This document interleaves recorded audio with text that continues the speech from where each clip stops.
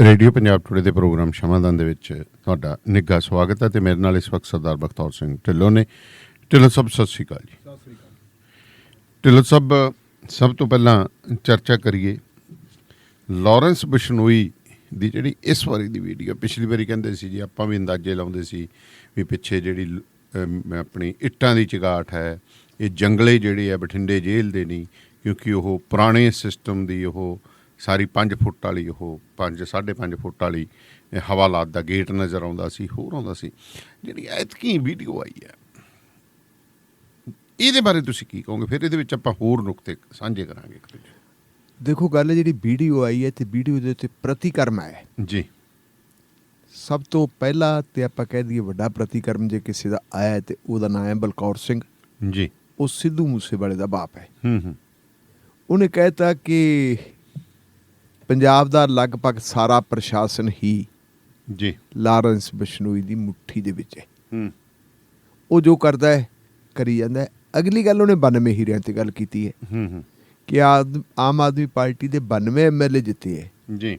92 ਦੇ ਵਿੱਚੋਂ ਇੱਕੋ ਹੀ ਬੰਦਾ ਹੈ ਜਿਹਦੇ ਇਤਵਾਰ ਕੀਤਾ ਜਾ ਸਕਦਾ, ਉਹਦਾ ਨਾਂ ਕੁੰਵਰ ਵਿਜੇ ਪ੍ਰਤਾਪ ਸਿੰਘ, ਤੇ ਬਾਕੀ 91 ਜਿਹੜੇ ਹੈਗੇ ਆ ਉਹਨਾਂ ਦੇ ਵਿੱਚ ਤਾਂ ਸਾਹ ਸਤੀ ਹੈ ਨਹੀਂ ਜੀ। ਇਹ ਬਲਕੌਰ ਸਿੰਘ ਦਾ ਇਲਜ਼ਾਮ ਹੈ। ਤੇ ਇਲਜ਼ਾਮ ਦਾ ਨਿਕਲ ਗਿਆ ਜੀ, ਤੁਹਾਨੂੰ ਪਤਾ ਹੈ ਕਿ ਸਿੱਧੂ ਮੂਸੇਵਾਲੇ ਦੇ ਮਰਨ ਤੋਂ ਬਾਅਦ ਹਰ ਐਤਵਾਰ ਨੂੰ ਉਹਦੇ ਜਿਹੜੇ ਸ਼ੁਭ ਚਿੰਤਕ ਹੈ, ਉਹਦੇ ਜਿਹੜੇ ਫੋਲੋਅਰਸ ਹੈ ਜੀ, ਜਿਹੜੇ ਉਹਨੂੰ ਪਿਆਰ ਕਰਦੇ ਆ, ਸਤਿਕਾਰ ਕਰਦੇ ਆ, ਦੇਸ਼ ਵਿਦੇਸ਼ ਦੇ ਵਿੱਚੋਂ ਮੂਸੇਵਾਲਾ ਪਿੰਡ 'ਚ ਆਉਂਦੇ ਆ। ਔਰ ਜਿੱਥੇ ਉਹਦਾ ਸੰਸਕਾਰ ਕੀਤਾ ਸੀ ਉੱਥੇ ਉਹਦਾ ਇੱਕ ਬੁੱਤ ਲੱਗਿਆ ਹੋਇਆ, ਉਸ ਬੁੱਤ ਨੂੰ ਆ ਕੇ ਉਹ ਆਪਦੀ ਸ਼ਰਧਾ ਦੇ ਫੁੱਲ ਭੇਟ ਕਰਦੇ ਹੈ।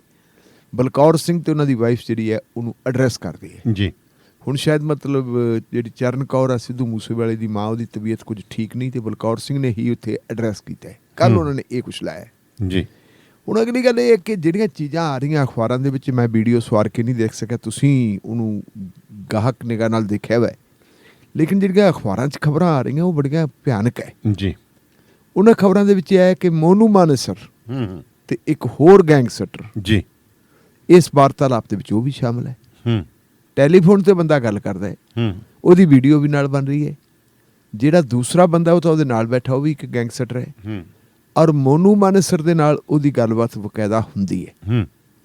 ਅਗਲੀ ਗੱਲ ਉਹਦੇ 'ਚ ਇਹ ਆਉਂਦੀ ਹੈ ਕਿ ਮੋਨੂ ਮਾਨੇਸਰ ਜਿਹੜਾ ਇਹ ਲਾਰੈਂਸ ਬਿਸ਼ਨੋਈ ਦਾ ਗੈਂਗ ਹੈ ਜੀ, ਉਹਦੇ ਵਿੱਚ ਸ਼ਾਮਲ ਹੋਣ ਲਈ ਤਤਪਰ ਹੈ ਕਿ ਮੈਨੂੰ ਸ਼ਾਮਲ ਕਰਵਾਇਆ ਜਾਵੇ। ਇਹ ਵੀ ਗੈਂਗਸਟਰ ਬਣਨਾ ਚਾਹੁੰਦਾ। ਗੈਂਗਸਟਰ ਤਾਂ ਹੈਗਾ ਹੀ ਹੈਗਾ, ਉਹ ਗੈਂਗਸਟਰ ਕਿਸੇ ਹੋਰ ਤਰੀਕੇ ਦਾ।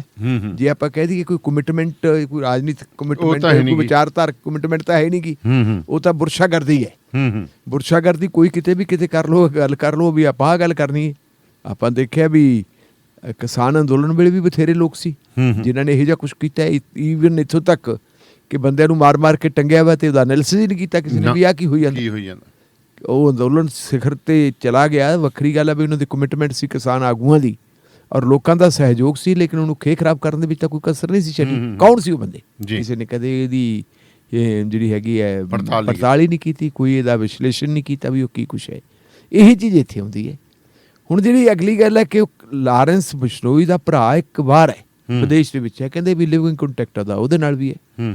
ਦਾਨੇਵਾਲੀਆ ਸਾਹਿਬ, ਇਹ ਹੁਣ ਕੌਣ ਲੋਕ ਹੈ ਜੀ ਜਿਹੜੇ ਇੰਨੀ ਉਹਨੂੰ ਜਿਹੜੀ ਹੈਗੀ ਫੈਸਿਲਿਟੀ ਪ੍ਰੋਵਾਈਡ ਕਰ ਰਹੇ ਨੇ? ਕਿਹੜੀਆਂ ਏਜੰਸੀਆਂ? ਏਜੰਸੀਆਂ ਕਈ ਕਿਸਮ ਦੀਆਂ ਹੁੰਦੀਆਂ। ਹੁਣ ਆਪਾਂ ਗੈਂਗਸਟਰਾਂ ਦੇ ਕੋਲੋਂ ਦੇਖ ਲੈਂਦੇ ਜੀ, ਰੇਡਾਂ ਵੱਜੀਆਂ ਅੱਜ ਫਲਾਣੇ ਥਾਵਾਂ ਦੇ ਉੱਤੇ, ਬੜੇ ਟੈਲੀਫੋਨ ਫੜੇ ਗਏ ਜੀ। ਇੱਕ ਦਿਨ ਟੈਲੀਫੋਨ ਫੜੇ ਜਾਂਦੇ ਤੇ ਅਗਲੇ ਦਿਨ ਫਿਰ ਉਹ ਕੰਮ ਸ਼ੁਰੂ ਹੋ ਜਾਂਦਾ। ਉਹ ਕਿਵੇਂ ਹੁੰਦਾ ਹੈ? ਆਪਾਂ ਪਹਿਲਾਂ ਵੀ ਕਈ ਵਾਰੀ ਗੱਲ ਕਰ ਚੁੱਕੇ ਹਾਂ ਕਿ ਇਹ ਮਾਮਲਾ ਕੱਲਾ ਤੇ ਕੱਲਾ ਜੇ ਆਪਾਂ ਕਹਿ ਦਈਏ ਗੈਂਗਸਟਰ, ਬਦਮਾਸ਼ ਜਾਂ ਉਹਨਾਂ ਦੇ ਘਰਦਿਆਂ ਤੱਕ ਨਿਰਭਰ ਨਹੀਂ। ਇਹ ਤਾਂ ਕਰਵਾਇਆ ਜਾਂਦਾ ਹੈ, ਉਹਨਾਂ ਨੂੰ ਫੜਾਇਆ ਜਾਂਦਾ, ਸਾਰਾ ਕੁਛ ਏਜੰਸੀਆਂ ਦੇ ਵੱਲੋਂ ਭੇਜਿਆ ਜਾਂਦਾ ਹੈ। ਔਰ ਜੇਲ੍ਹ ਆਫੀਸ਼ੀਅਲਸ ਜਿਹੜੇ ਹੈਗੇ ਉਹ ਬੇਵੱਸ ਹੋ ਜਾਂਦੇ, ਉਹਨਾਂ ਦੇ ਕੋਈ ਵਾਸਤਾ ਰੋਗ ਨਹੀਂ ਰਹਿੰਦਾ। ਜ਼ਿਆਦਾਤਰ ਇੱਥੇ ਹੁੰਦਾ ਕੀ ਹੈ ਕਿ ਜਦੋਂ ਕੋਈ ਚੀਜ਼ ਫੜੀ ਜਾਂਦੀ ਹੈ ਤੇ ਜੇਲ੍ਹ ਵਾਲਿਆਂ ਦੇ ਨਜ਼ਲਾ ਝਾੜ ਦਿੱਤਾ ਜਾਂਦਾ ਹੈ, ਇਹਦਾ ਜੀ ਸਾਰਾ ਕੁਛ ਇਹਨਾਂ ਨੇ ਕਰਵਾਇਆ। ਪਰ ਜਦੋਂ ਉਹਨਾਂ ਦੀਆਂ ਬਾਹਾਂ ਪਿਛਾਂਹ ਕਰਕੇ ਪੁੱਠੀਆਂ ਬੰਨੀਆਂ ਹੋਣ ਉਦੋਂ ਪਤਾ ਲੱਗਦਾ। ਹੁਣ ਤੁਸੀਂ ਪੁੱਠੀਆਂ ਬਾਹਾਂ ਵਾਲੀ ਗੱਲ ਕੀਤੀ, ਇਹ ਉਹਨਾਂ ਦਿਨਾਂ ਦੀ ਗੱਲ ਹੈ ਦਾਨੇਵਾਲੀਆ ਸਾਹਿਬ, ਜਦੋਂ ਬੀਬੀ ਰਜਿੰਦਰ ਕੌਰ ਦਾ ਬਠਿੰਡਾ 'ਚ ਕਤਲ ਹੋਇਆ ਸੀ ਜੀ। ਉਸ ਵੇਲੇ 2 ਕਤਲ ਹੋਏ ਸੀ। ਬੀਬੀ ਰਜਿੰਦਰ ਕੌਰ ਦੱਸੀ ਨਾ, ਮਾਸਟਰ ਤਾਰਾ ਸਿੰਘ ਦੀ ਬੇਟੀ ਸੀ ਔਰ ਅੱਜ ਵਾਲੀ ਬੀਬੀ ਕਿਰਨਜੋਤ ਕੌਰ ਦੀ ਮਾਤਾ ਸੀ। ਔਰ ਉਹ ਇੱਕ ਜਿਹੜਾ ਹੈਗਾ ਮੈਗਜ਼ੀਨ ਉਹਦੀ ਐਡੀਟਰ ਵੀ ਸੀ ਜੀ। ਆਪਣੇ ਜ਼ਮਾਨੇ ਦੀ ਬਹੁਤ ਤਕੜੀ ਅਕਾਲੀ ਆਗੂ ਸੀ, ਪਰਿਵਾਰ ਹੀ ਅਕਾਲੀ ਹੈ ਔਰ ਸਿੱਖ ਵਿਚਾਰਧਾਰਾ ਨੂੰ ਸਮਰਪਿਤ ਹੈ। ਖਾਲਸਾ ਸਕੂਲ ਬਠਿੰਡਾ ਦੇ ਵਿੱਚ ਇੱਕ ਸਮਾਗਮ ਸੀ ਤੇ ਉਸ ਸਮਾਗਮ ਦੇ ਵਿੱਚ ਉਹਨੂੰ ਬੁਲਾਇਆ ਗਿਆ ਸੀ ਜੀ। ਉੱਥੇ ਜਦੋਂ ਐਡਰੈਸ ਕਰਕੇ ਚੱਲੀ ਸੀ ਤੇ ਉਸ ਵੇਲੇ ਦੇ ਅਕਾਲੀ ਲੀਡਰਾਂ ਦੀ ਸਥਿਤੀ ਦੇਖੋ ਕਿ ਇਹ ਖਾੜਕੂਵਾਦ ਦਾ ਦੌਰ ਹੈ ਕਿ ਉਹ ਬੀਬੀ ਦੇ ਕੋਲੇ ਆਪਦੀ ਕਾਰ ਵੀ ਹੈ ਨਹੀਂ ਸੀ ਜੀ। ਔਰ ਅੰਮ੍ਰਿਤਸਰ ਤੋਂ ਬਠਿੰਡੇ ਬਾਇਆ ਬੱਸ ਆਈ ਸੀ ਤੇ ਬਾਇਆ ਬੱਸ ਹੀ ਉਹਨੇ ਜਾਣਾ ਸੀ।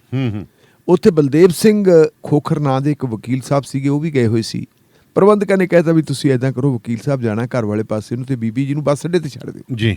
ਜਦੋਂ ਉਹ ਬੱਸ ਦੇ ਵਿੱਚ ਆਪਣੀ ਕਾਰ ਦੇ ਵਿੱਚ ਬੈਠੇ ਤੇ ਗੱਡੀ ਚੱਲਣ ਲੱਗੀ ਤੇ ਉਸ ਵੇਲੇ ਫਾਇਰਿੰਗ ਹੋ ਗਈ।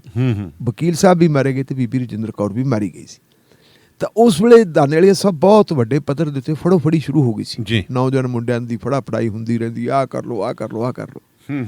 ਕੁਛ ਖਾੜਕੂਵਾਦ ਦੇ ਵਿੱਚ ਦੋ ਕਿਸਮ ਦੇ ਲੋਕ ਸੀ, ਇੱਕ ਉਹ ਜਿਹੜੇ ਲੁੱਟਮਾਰ ਵਾਲੇ ਸੀ, ਇੱਕ ਉਹ ਹੈ ਜਿਹੜੇ ਵਿਚਾਰਧਾਰਾ ਨੂੰ ਸਮਰਪਿਤ ਸੀ ਜੀ। ਜਦੋਂ ਆਮ ਲੋਕਾਂ ਦੇ ਉੱਤੇ ਕੁੱਟ ਕਟਾਪਾ ਹੁੰਦਾ ਸੀ ਤੇ ਉਸ ਵੇਲੇ ਕਿਸੇ ਖਾੜਕੂ ਨੇ ਜਿਹੜਾ ਸਹੀ ਖਾੜਕੂ ਸੀ ਤੇ ਉਹਨੇ ਇੱਕ ਚਿੱਠੀ ਪਾਈ ਰਾਜਦੀਪ ਸਿੰਘ ਗਿੱਲ, ਜਿਹੜੇ RS ਗਿੱਲ ਆਪਣੇ ਇੱਥੇ SSP ਹੁੰਦੇ ਸੀ ਜੀ, ਸੁਨੇਹਾ ਭੇਜਿਆ ਜਾਂ ਚਿੱਠੀ ਪਾਈ ਕਿਸੇ ਬੰਦੇ ਦੇ ਰਾਹੀਂ ਕਿ ਗਿੱਲ ਸਾਹਿਬ ਕਿਉਂ ਲੋਕਾਂ ਨੂੰ ਕੁੱਟੀ ਜਾਂਦੇ ਹੋ, ਬੀਬੀ ਰਜਿੰਦਰ ਕੌਰ ਨੂੰ ਫਲਾ ਬੰਦਿਆਂ ਨੇ ਕਤਲ ਕਰਵਾਇਆ। ਅੱਛਾ ਜੀ। ਉਹਨਾਂ ਨੂੰ ਫੜ ਲਓ ਤੇ ਫੜ ਕੇ ਉਹਨਾਂ ਨੂੰ ਇੰਟਰੋਗੇਟ ਕਰ ਲਓ ਜੀ, ਤੁਸੀਂ ਇਹਨਾਂ ਨੂੰ ਛੱਡ ਦਿਓ। RS ਗਿੱਲ ਸਾਹਿਬ ਬੜੇ ਭਲੇਮਾਨਸ ਅਫਸਰ ਸੀ, ਉਹਨਾਂ ਦੇ ਕੋਲੇ ਇਨਪੁਟਸ ਪਹਿਲਾਂ ਵੀ ਸੀਗੀਆਂ। ਉਹ ਤੋਂ ਬਾਅਦ ਜਿਹੜਾ ਉਹ ਸੁਨੇਹਾ ਉਹਨਾਂ ਨੂੰ ਮਿਲਿਆ ਤੇ ਉਹ ਗਿੱਲ ਸਾਹਿਬ ਨੇ ਕਹਿਤਾ ਵੀ ਸਾਰਿਆਂ ਨੂੰ ਛੱਡ ਦਿਓ। ਠੀਕ ਹੈ, ਜਿਹੜੇ ਬੰਦੇ ਫੜੇ ਕਿ ਕਾਹਦੀ ਖਾਤਰ ਫੜਨਾ। ਤੇ ਦਾਨੇਵਾਲੀਆ ਸਾਹਿਬ ਜਿਵੇਂ ਆਪਾਂ ਬੈਠ ਕੇ ਗੱਲਬਾਤ ਕਰਦੇ ਹਾਂ, ਗੱਲਬਾਤ ਅਕਸਰ ਹੁੰਦੀ ਰਹਿੰਦੀ ਸੀ, ਮੇਰੇ ਬੜੇ ਅੱਛੇ ਤਲਕਾਤ ਸੀ ਉਹਨਾਂ ਦੇ ਨਾਲ। ਮੈਂ ਹੁਣ ਤਾਂ ਉਹ ਰਿਟਾਇਰ ਹੋ ਕੇ ਮਿਲਿਆ ਨਹੀਂ, ਤਾਂ ਇਹ ਗੱਲ ਚੱਲ ਪਈ ਵੀ ਐਂ ਕਰਕੇ ਤੇ ਆਹ ਕੁਛ ਹੈ।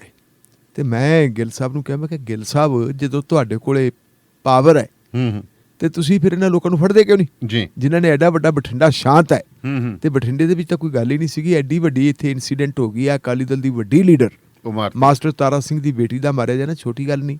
ਔਰ ਇਹ 'ਚ ਬਦਨਾਮੀ ਪੁਲਿਸ ਦੀ ਵੀ ਹੈ, ਤੁਹਾਡੇ ਵੀ ਮੱਥੇ ਦੇ ਉੱਤੇ ਆਪਾਂ ਕਵਾਂਗੇ ਨੇਕਨਾਮੀ ਦਾ ਨਹੀਂ ਬਦਨਾਮੀ ਦਾ ਟਿੱਕਾ ਲੱਗਣਾ। ਤੇ ਤੁਸੀਂ ਕਿਉਂ ਨਹੀਂ ਫੜ ਰਹੇ, ਫਿਰ ਇਹਦੇ ਬਾਰੇ ਦੱਸੋ। ਤੇ ਉਹਨਾਂ ਦਾ ਕਹਿਣਾ ਸੀ, ਕਹਿੰਦੇ ਮੈਂ ਕੀ ਕਰਾਂ। ਇੱਕ SSP ਕਹਿ ਰਿਹਾ ਮੈਂ ਕੀ ਕਰਾਂ, ਜਿਹੜੇ DGP ਬਾਅਦ ਦੇ ਵਿੱਚ ਬਣੇ ਕਿ ਮੈਂ ਕੀ ਕਰਾਂ। ਹੁਣ ਉਹ ਰਿਟਾਇਰ ਹੋ ਕੇ ਮੈਂ ਤਾਂ ਗੱਲ ਕਰ ਰਿਹਾ, ਮੈਂ ਕੀ ਕਰਾਂ। ਮੈਂ ਕਿਹਾ ਜੀ ਕੀ ਗੱਲ। ਉਹ ਕਹਿੰਦੇ ਵੀ ਮੇਰੀਆਂ ਬਾਹਾਂ, ਕੁਰਸੀ ਵੱਲ ਉਹਨਾਂ ਨੇ ਐ ਕਰਕੇ ਕਹਿੰਦੇ ਮੇਰੀਆਂ ਬਾਹਾਂ ਪਿਛਾਂਹ ਕਰਕੇ ਬੰਨੀਆਂ ਹੋਈਆਂ। ਮੈਂ ਕਿਹਾ ਜੀ ਕਿਹਨੇ ਬੰਨੀਆਂ ਹੋਈਆਂ। ਕਹਿੰਦੇ ਜੀ ਸੈਂਟਰਲ ਹੋਮ ਮਿਨਿਸਟਰੀ ਨੇ। ਮੈਂ ਕਿਹਾ ਜੀ ਉਹ ਕਿਉਂ। ਕਹਿੰਦੇ ਵੀ ਸਾਨੂੰ ਪਤਾ ਹੈ ਇਹਨਾਂ ਬੰਦਿਆਂ ਦੇ ਕੋਲੇ ਕੀ ਵੈਪਨ ਹੈ, ਸਾਨੂੰ ਪਤਾ ਹੈ, ਪਰ ਅਸੀਂ ਬਰਾਮਦ ਨਹੀਂ ਕਰ ਸਕਦੇ ਕਿਉਂਕਿ ਸੈਂਟਰਲ ਏਜੰਸੀਆਂ ਦੇ ਬੰਦੇ ਐ, ਸੈਂਟਰਲ ਏਜੰਸੀਆਂ ਸਾਰਾ ਕੁਛ ਸਾਨੂੰ ਕਹਿੰਦੀਆਂ ਵੀ ਇਹ ਨਹੀਂ ਕਰਨਾ। ਸੋ ਉਹੀ ਗੱਲ ਆ ਦਾਨੇਵਾਲੀਆ ਸਾਹਿਬ ਕਿ ਸਾਰਾ ਕੁਛ ਜਿਹੜਾ ਹੈਗਾ, ਜਿਹੜਾ ਹੁਣ ਆਪਾਂ ਕਹਿ ਦਈਏ ਜੀ ਆ, ਚਾਹੇ ਉਹ 5 ਫੁੱਟੀ ਹੈ, ਚਾਹੇ ਉਹ 7 ਫੁੱਟੀ ਹੈ, ਚਾਹੇ 8 ਫੁੱਟੀ ਹੈ, ਜੋ ਕੁਛ ਅੰਦਰ ਹੋ ਰਿਹਾ ਹੈ, ਚਾਹੇ ਉਹ ਸਟੇਟ ਦੀਆਂ ਏਜੰਸੀਆਂ, ਚਾਹੇ ਉਹ ਸੈਂਟਰ ਦੀਆਂ ਏਜੰਸੀਆਂ, ਉਹਨਾਂ ਦੀ ਇੱਛਾ ਦੇ ਮੁਤਾਬਕ ਤੇ ਉਹਨਾਂ ਦੀ ਸਹਿਮਤੀ ਦੇ ਨਾਲ ਹੋ ਰਿਹਾ। ਇਸ ਕਰਕੇ ਜੇ ਨਜ਼ਲਾ ਝਾੜੀ ਜਾਵੇ ਜੀ ਫਲਾਣੇ ਸਟੂਡੈਂਟ ਨੂੰ ਸਸਪੈਂਡ ਕਰ ਦਿਓ ਜੀ, ਧਮਕੇ ਹੌਲਦਾਰ ਨੂੰ ਕਰ ਦਿਓ ਜੀ, ਇੱਕ ਜਿਹੜਾ ਵਾਰਡਰ ਹੈ ਜੀ ਉਹਨੂੰ ਡਿਸਮਿਸ ਕਰਤਾ, ਹੋਮਗਾਰਡ ਨੂੰ ਘਰ ਨੂੰ ਤੋਰਤਾ, ਇਹੋ ਜਿਹੀਆਂ ਖਬਰਾਂ ਆਈ ਜਾਣਗੀਆਂ, ਉਹ ਖਬਰਾਂ ਬਣ ਜਾਣਗੀਆਂ। ਐਂ ਲੱਗਦੀ ਵੀ ਸਰਕਾਰ ਜਿਹੜੀ ਹੈ ਬੜੀ ਐਕਟਿਵ ਹੈ, ਲੇਕਿਨ ਸਰਕਾਰ ਐਕਟਿਵ ਨਹੀਂ, ਸਰਕਾਰ 'ਚ ਆਹ ਕੁਛ ਹੋ ਰਿਹਾ। ਹੁਣ ਅਗਲੀ ਗੱਲ ਦਾਨੇਵਾਲੀਆ ਸਾਹਿਬ ਦੇ ਤੇ ਆ ਜੋ ਕਿ ਮੋਨੂ ਮਾਨੇਸਰ ਦੀ ਆਈਡੀਓਲੋਜੀ ਕੀ ਹੈ। ਆਈਡੀਓਲੋਜੀ ਉਹਦੀ ਹਿੰਦੂਤਵ ਆਈਡੀਓਲੋਜੀ ਹੈ, ਘੱਟ ਗਿਣਤੀਆਂ ਦੇ ਖਿਲਾਫ ਹੈ। ਘੱਟ ਗਿਣਤੀਆਂ ਦੀ ਜਿਹੜੀ ਮੁਖਾਲਫਤ ਵਾਲੀ ਗੱਲ ਵੀ ਹੈ, ਇਹ ਵੀ ਇੱਕ ਜਿਹੜੀਆਂ ਰਾਜਸੀ ਰੋਟੀਆਂ ਸੇਕਣ ਦਾ ਢੰਗ ਤਰੀਕਾ, ਹੋਰ ਕੋਈ ਵੀ ਨਹੀਂ। ਕਿਉਂ? ਕਿਉਂਕਿ ਜਦੋਂ ਇਹ ਸਾਡੇ ਦਰਸ਼ਕ ਵੀ, ਸਾਡੇ ਸਰੋਤੇ ਵੀ ਸਾਨੂੰ ਸਵਾਲ ਪੁੱਛ ਸਕਦੇ ਵੀ ਤੁਸੀਂ ਇਹ ਕਿਵੇਂ ਕਹਿ ਸਕਦੇ। ਅਸੀਂ ਇਹ ਕਹਿੰਦੇ ਕਿ ਨਾਰਥ ਈਸਟ ਦੇ ਵਿੱਚ ਜਿਹੜੇ ਭਾਰਤੀ ਜਨਤਾ ਪਾਰਟੀ ਦੇ ਲੀਡਰ ਹੈ, ਉਹ ਸਾਰੇ ਦੇ ਸਾਰੇ ਜਿਹੜੇ ਹੈਗੇ ਬੀਫ ਖਾਣ ਦੇ ਵਿਰੋਧੀ ਨਹੀਂ ਹੈਗੇ। ਉਹਨਾਂ ਦੇ ਵਿੱਚ ਬਹੁਤ ਸਾਰੇ ਉਹ ਹੈ ਜਿਹੜੇ ਆਪ ਵੀ ਬੀਫ ਖਾਂਦੇ ਹੋਣੇ, ਤੇ ਜਿਹੜੇ ਕਹਿੰਦੇ ਜੀ ਬੀਫ ਤੋਂ ਬਗੈਰ ਅਸੀਂ ਬਚ ਹੀ ਨਹੀਂ ਸਕਦੇ, ਸਾਡੇ ਭਾਈਚਾਰੇ ਨੇ ਖਾਣੀ। ਔਰ ਭਾਰਤੀ ਜਨਤਾ ਪਾਰਟੀ ਨੇ ਉਹਨਾਂ ਨੂੰ ਛੋੜ ਦਿੱਤੀ ਹੋਈ ਹੈ। ਕੋਈ ਭਾਰਤੀ ਜਨਤਾ ਪਾਰਟੀ ਦਾ ਲੀਡਰ ਜਾ ਕੇ ਉੱਥੇ ਨਹੀਂ ਕਹਿੰਦਾ ਕਿ ਅਸੀਂ ਬੀਫ ਦਾ ਵਿਰੋਧ ਕਰਦੇ ਹਾਂ, ਇਹ ਗਊ ਲੀਗਲ ਹੈ ਬੀਫ। ਉੱਥੇ ਕੋਈ ਗਊ ਹੱਤਿਆ ਦਾ ਵਿਰੋਧ ਕਰਦੇ ਹਾਂ ਅਸੀਂ। ਈਵਨ ਤੁਸੀਂ ਦੇਖੋ ਕਿ ਗੋਆ ਵਰਗੇ ਥਾਵਾਂ ਤੇ ਨਹੀਂ ਹੋ ਰਿਹਾ, ਜਿਹੜਾ ਸੈਲਾਨੀ ਕੇਂਦਰ ਉੱਥੇ ਨਹੀਂ ਹੋ ਰਿਹਾ, ਲੇਕਿਨ ਹਰਿਆਣੇ 'ਚ ਹੋ ਰਿਹਾ, ਬਿਹਾਰ ਦੇ ਵਿੱਚ ਹੋ ਰਿਹਾ, UP 'ਚ ਹੋ ਰਿਹਾ, ਮੱਧ ਪ੍ਰਦੇਸ਼ ਹੋ ਰਿਹਾ। ਕਿਉਂ? ਕਿਉਂਕਿ ਇਹ ਜਿਹੜੀ ਹੈ ਕਾਓ ਬੈਲਟ ਹੈ, ਇਹ ਹਿੰਦੀ ਸਪੀਕਿੰਗ ਏਰੀਆ ਹੈ, ਹਿੰਦੀ ਹਾਰਟਲੈਂਡ ਵੀ ਇਹਨੂੰ ਕਿਹਾ ਜਾਂਦਾ ਹੈ। ਇੱਥੇ ਪਤਾ ਕਿ ਇੱਥੇ ਪੱਤਾ ਚੱਲੂਗਾ, ਇਸ ਪੱਤੇ ਦੇ ਨਾਲ ਫਿਰ ਵੋਟਾਂ ਇਕੱਠੀਆਂ ਹੋਣਗੀਆਂ, ਫਸਲ ਵੋਟਾਂ ਦੀ ਫਸਲ ਇਕੱਠੀ, ਉਹ ਵੋਟਾਂ ਦੀ ਫਸਲ ਬੋਲ ਇਕੱਠਾ ਕਰਨੇ, ਇਹ ਬੋਲ ਇਕੱਠਾ ਕਰਨ ਵਾਸਤੇ ਇੱਥੇ ਸਾਰਾ ਕੁਝ ਹੋ ਜਾਂਦਾ ਹੈ। ਹੁਣ ਇਹਦੇ ਨਾਲ ਤੁਸੀਂ ਦੇਖੋ ਕਿ ਜਦੋਂ ਪਹਿਲੀਆਂ ਉਹਦੀਆਂ ਇੰਟਰਵਿਊਜ਼ ਆਈਆਂ 2 ਔਰ ਇੱਕ ਵੱਡੇ ਚੈਨਲ ਨਾਲ ਆਈਆਂ, ਆਪਾਂ ਇਹ ਨਹੀਂ ਕਹਿ ਸਕਦੇ ਕਿਸੇ ਵੈਬ ਚੈਨਲ ਨਾਲ, ਵੈਬ ਚੈਨਲ ਵਾਲੇ ਨੂੰ ਤਾਂ ਬਾਅਦ ਜੇਲ੍ਹ ਦੇ ਕੋਲ ਤੇ ਇਹ ਪਹਿਲੀ ਜਦੋਂ ਆਈ ਤੇ ਉਦੋਂ ਆਪਣੇ DGP ਸਾਹਿਬ ਨੇ ਵੀ ਸਾਰਿਆਂ ਨੇ ਕਹਿਤਾ ਜੀ ਤਾਂ ਰਾਜਸਥਾਨ ਸੀ, ਗੁਜਰਾਤ ਸੀ, ਪਤਾ ਨਹੀਂ ਕੌਣ ਲੈ ਗਿਆ ਤੇ ਉਧਰੋਂ ਨਾ ਹੋਵੇ। ਤੇ ਕੁਝ ਦਿਨਾਂ ਬਾਅਦ ਫਿਰ ਜਮਾ ਸੱਚੀ ਮਿੱਚੀ ਦੀ ਆ ਗਈ ਵੀ ਹੁਣ ਇਹਦੇ ਬਾਰੇ ਗੱਲ ਕਰਤੇ ਕਿ ਫਿਰ ਕਿਸੇ ਦਾ ਮੂੰਹ ਨਹੀਂ ਸੀ ਖੁੱਲਿਆ। ਕਿਉਂ ਨਹੀਂ ਸੀ ਖੁੱਲਿਆ? ਕਿਉਂਕਿ ਬਾਹਾਂ ਪਿਛਾਂਹ ਕਰਕੇ ਪਿਛਾਂਹ ਬੰਨੀਆਂ ਹੋਈਆਂ ਸੀ। ਉਦੋਂ ਇੱਕ ਗੱਲ ਜਿਹੜੀ ਆਈ ਸੀ, ਸਾਡੇ ਸਰੋਤਿਆਂ ਨੂੰ ਯਾਦ ਹੋਣਾ, ਆਪਾਂ ਉਦੋਂ ਵੀ ਗੱਲ ਕਹੀ ਸੀ, ਉਦੋਂ ਉਸ ਇੰਟਰਵਿਊ ਦੇ ਵਿੱਚ ਵਾਰ-ਵਾਰ ਸਲਮਾਨ ਖਾਨ ਦਾ ਜ਼ਿਕਰ ਆਉਂਦਾ ਸੀ, ਖਾਨ ਸਾਹਿਬ ਦਾ ਜ਼ਿਕਰ ਆਉਂਦਾ ਸੀ ਵੀ ਖਾਨ ਨੂੰ ਅਸੀਂ ਮਾਰਾਂਗੇ। ਖਾਨ ਜਾ ਕੇ ਸਾਡੇ ਮੰਦਰ ਦੇ ਵਿੱਚ ਫਲਾਣੇ ਥਾਂ ਦੇ ਉੱਤੇ ਮੰਗੇ ਮਾਫੀ, ਉੱਥੇ ਪਛਤਾਪ ਕਰੇ ਕਿ ਉਹਨੇ ਕਾਲਾ ਹਿਰਨ ਕਿਉਂ ਮਾਰਿਆ ਸੀ, ਨਹੀਂ ਤਾਂ ਫਿਰ ਮਾਰਨਾ ਹੀ ਮਾਰਨਾ ਉਹਨੂੰ ਖਤਮ। ਕੋਈ ਯਤਨ ਪਹਿਲਾਂ ਵੀ ਕੀਤੇ ਤੇ ਹੁਣ ਵੀ ਨਹੀਂ ਕਰਨੇ। ਉਸ ਵੇਲੇ ਆਪਾਂ ਵੀ ਇਹ ਗੱਲ ਕਿ ਜਦੋਂ ਕੀਤੀ ਸੀ, ਤੁਸੀਂ ਸਵਾਲ ਕੀਤਾ ਸੀ, ਮੈਂ ਤੁਹਾਨੂੰ ਕਿਹਾ ਸੀ ਕਿ ਅਸਲ ਦੇ ਵਿੱਚ ਇਹ ਜਿਹੜਾ ਸਾਰਾ ਕੁਝ ਉਹਦੀ ਪੁਸ਼ਤ ਪਨਾਹੀ ਹੋ ਰਹੀ ਹੈ, ਕੌਣ ਕਰ ਰਿਹਾ, ਇਹ ਕਿਹੜੀ ਵਿਚਾਰਧਾਰਾ ਦੀ ਉਹ ਗੱਲ ਕਰ ਰਿਹਾ, ਕਿਹਦੇ ਹੱਕ ਵਿੱਚ ਭੁਗਤ ਰਿਹਾ, ਕੀ ਉਹਨੂੰ ਦੂਜਾ ਬਾਲ ਠਾਕਰੇ ਨਹੀਂ ਬਣਾਇਆ ਜਾ ਰਿਹਾ। ਬਿਲਕੁਲ। ਤੇ ਹੁਣ ਮੋਨੂ ਮਾਨਸਰ ਦੇ ਨਾਲ ਦਾਨੇਵਾਲੀਆ ਸਾਹਿਬ ਫਿਰ ਜਿਹੜੀਆਂ ਗੱਲਾਂ ਬਾਤਾਂ ਹੁੰਦੀਆਂ ਜੀ, ਤੇ ਇਹ ਸਾਰਾ ਕੁਝ ਹੈ ਤੇ ਜਾਂਦਾ ਕਿਧਰ ਨੂੰ ਕਿ ਮੋਨੂ ਮਾਨਸਰ ਨੇ ਵੀ ਕਿਹਨੂੰ ਮਾਰਿਆ, ਉਹਨੇ ਕਿਸੇ ਦੇ ਕੁਕੜੀ ਦੇ ਕਦੇ ਡਲੀ ਨਹੀਂ ਮਾਰੀ। ਪਰ ਦੋ ਨੌਜਵਾਨਾਂ ਨੂੰ, ਮੁਸਲਮਾਨ ਨੌਜਵਾਨਾਂ ਨੂੰ, ਜਿਨ੍ਹਾਂ ਨੂੰ ਕਿਡਨੈਪ ਕੀਤਾ ਰਾਜਸਥਾਨ ਦੇ ਵਿੱਚੋਂ, ਰਾਜਸਥਾਨ ਚੋਂ ਲੈ ਕੇ ਟੌਰਚਰ ਉਹਨਾਂ ਨੂੰ ਕੀਤਾ ਜਾਂਦਾ ਹੈ ਹਰਿਆਣੇ ਚ ਭਵਾਨੀ ਦੇ ਥਾਣੇ ਚ ਲਿਜਾਇਆ ਜਾਂਦਾ, ਫੜ ਲਓ, ਪੁਲਿਸ ਵਾਲਿਆਂ ਦੀਆਂ ਲੱਤਾਂ ਨੇ ਭਾਰ ਨਹੀਂ ਚੱਲਿਆ ਕਿ ਬੰਦੇ ਕੁੱਟੇ ਨੇ, ਜੇ ਮਰ ਗਏ ਤੇ ਸਾਡਾ ਕੀ ਬਣੂਗਾ। ਉਹਨਾਂ ਨੇ ਫੜਨ ਤੋਂ ਇਨਕਾਰ ਕਰਤਾ ਤੇ ਫਿਰ ਪਤਾ ਲੱਗਿਆ ਕਿ ਬਲੈਰੋ ਗੱਡੀ ਜਿਹੜੀ ਅਗਨ ਭੇਟ ਹੋਈ ਹੈ ਤੇ ਵਿੱਚ ਦੋ ਪਿੰਜਰ ਪਏ ਹੈ, ਦੋ ਬੰਦੇ ਉਹ ਸੜੇ ਪਏ ਹੈ। ਉਸ ਮਾਮਲੇ ਦੇ ਵਿੱਚ ਉਹਨੂੰ ਫੜਨ ਵਾਸਤੇ ਰਾਜਸਥਾਨ ਦੀ ਪੁਲਿਸ ਨੇ ਕਿੰਨਾ ਯਤਨ ਕੀਤਾ, ਲੇਕਿਨ ਕੋਈ ਫੜ ਨਹੀਂ ਸਕਿਆ। ਕਿਉਂ? ਕਿਉਂਕਿ ਹਰਿਆਣੇ ਦੀ ਪੁਲਿਸ ਤੇ ਹਰਿਆਣੇ ਦੀ ਸਰਕਾਰ ਵੱਲੋਂ ਪੂਰੀ ਸਰਪ੍ਰਸਤੀ ਦਿੱਤੀ ਜਾ ਰਹੀ ਸੀ, ਖੁੱਲੀ ਛੁੱਟੀ ਸੀ। ਹੁਣ ਜਿਹੜਾ ਨੂਹ ਵਾਲਾ ਮਾਮਲਾ ਇੰਨਾ ਜ਼ਿਆਦਾ ਤੂਲ ਫੜ ਗਿਆ, ਔਰ ਨੂਹ ਦੇ ਨਾਲ ਵਾਪਰ ਕੀ ਘਟਨਾ ਮਣੀਪੁਰ ਵਾਲੀ ਕੌਮਾਂਤਰੀ ਪੱਧਰ ਦੇ ਉੱਤੇ ਇੱਕ ਐਡਾ ਵੱਡਾ ਮੁੱਦਾ ਬਣ ਗਿਆ ਕਿ ਮਜਬੂਰੀ ਬਸ ਹੁਣ ਹਰਿਆਣੇ ਦੀ ਪੁਲਿਸ ਨੂੰ ਵੀ ਫੜਨਾ ਪੈ ਗਿਆ, ਉਹ ਵੀ G20 ਤੋਂ ਪਹਿਲਾਂ। ਹਾਂ, G20 ਤੋਂ ਪਹਿਲਾਂ ਉਹ ਫੜਨਾ ਪੈ ਗਿਆ। ਫੜਨ ਤੋਂ ਬਾਅਦ ਫਿਰ ਉਹਨੂੰ ਰਾਜਸਥਾਨ ਦੀ ਪੁਲਿਸ ਲੈ ਗਈ। ਉੱਥੇ ਤੁਸੀਂ ਦੇਖੋ ਕਿ ਰਾਜਸਥਾਨ ਦੀ ਪੁਲਿਸ ਸਿਰਫ 2 ਦਿਨ ਦਾ ਰਿਮਾਂਡ ਲੈ ਸਕੀ ਐਡੇ ਵੱਡੇ ਕੇਸ 'ਚ। ਹਾਂ, 2 ਦਿਨ ਦਾ ਰਿਮਾਂਡ। ਤੇ ਜੇ ਆਪਾਂ ਇੱਥੇ ਦੇਖੀ ਤੇ 20 ਦਿਨਾਂ ਦੇ ਰਿਮਾਂਡ ਤਾਂ ਆਮ ਹੀ ਹੋ ਜਾਂਦੇ। ਤੁਰੇ ਫਿਰਦੇ ਸੀ ਰਿਮਾਂਡ ਵਾਲੀ ਪਰਚੀ ਕੀ, ਉਹ ਆਪਣੇ ਜੁਡੀਸ਼ੀਅਲ ਰਿਮਾਂਡ ਵਾਲੀ ਤਾਂ ਪਰਚੀ ਗਵਾਚ ਜਾਂਦੀ ਸੀ, ਪੁਲਿਸ ਰਿਮਾਂਡ ਦੀ ਉੱਤੇ। ਮੈਂ ਕਹਿੰਦਾ ਵੀ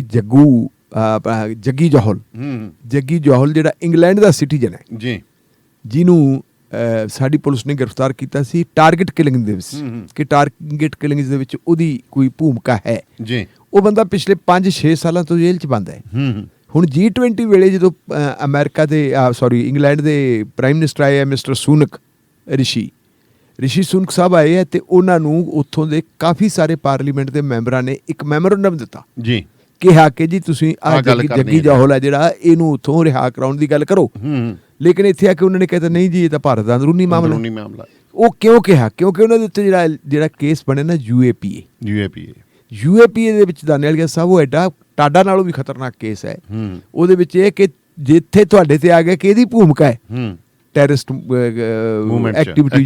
ਐਕਟੀਵਿਟੀ ਦੇ ਵਿੱਚ ਜਾਂ ਟਾਰਗੇਟ ਕਿਲਿੰਗ, ਉਹਦੀ ਹੋ ਨਹੀਂ ਸਕਦੀ।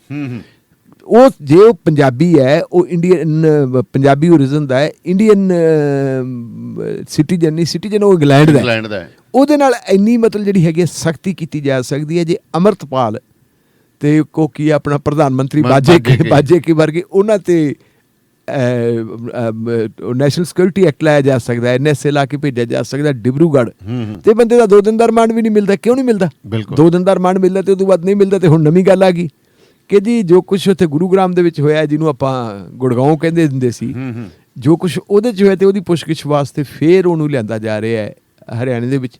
ਤੇ ਜਦੋਂ ਦਾਨੇਵਾਲੀਆ ਸਾਹਿਬ ਫਿਰ ਇੱਕ ਵਾਰੀ ਹਰਿਆਣੇ 'ਚ ਆ ਗਿਆ, ਤੇ ਮੇਰਾ ਨਹੀਂ ਖਿਆਲ ਫਿਰ ਰਾਜਸਥਾਨ 'ਚ ਜਾਊਗਾ। ਉਹ ਤਾਂ ਫਿਰ ਜਿਹੜੀਆਂ ਪੇਸ਼ੀਆਂ ਹੈਗੀਆਂ ਤੁਹਾਡੀਆਂ, ਉਹ ਵੀਡੀਓਗ੍ਰਾਫੀ ਰਾਹੀਂ ਹੋਣਗੀਆਂ।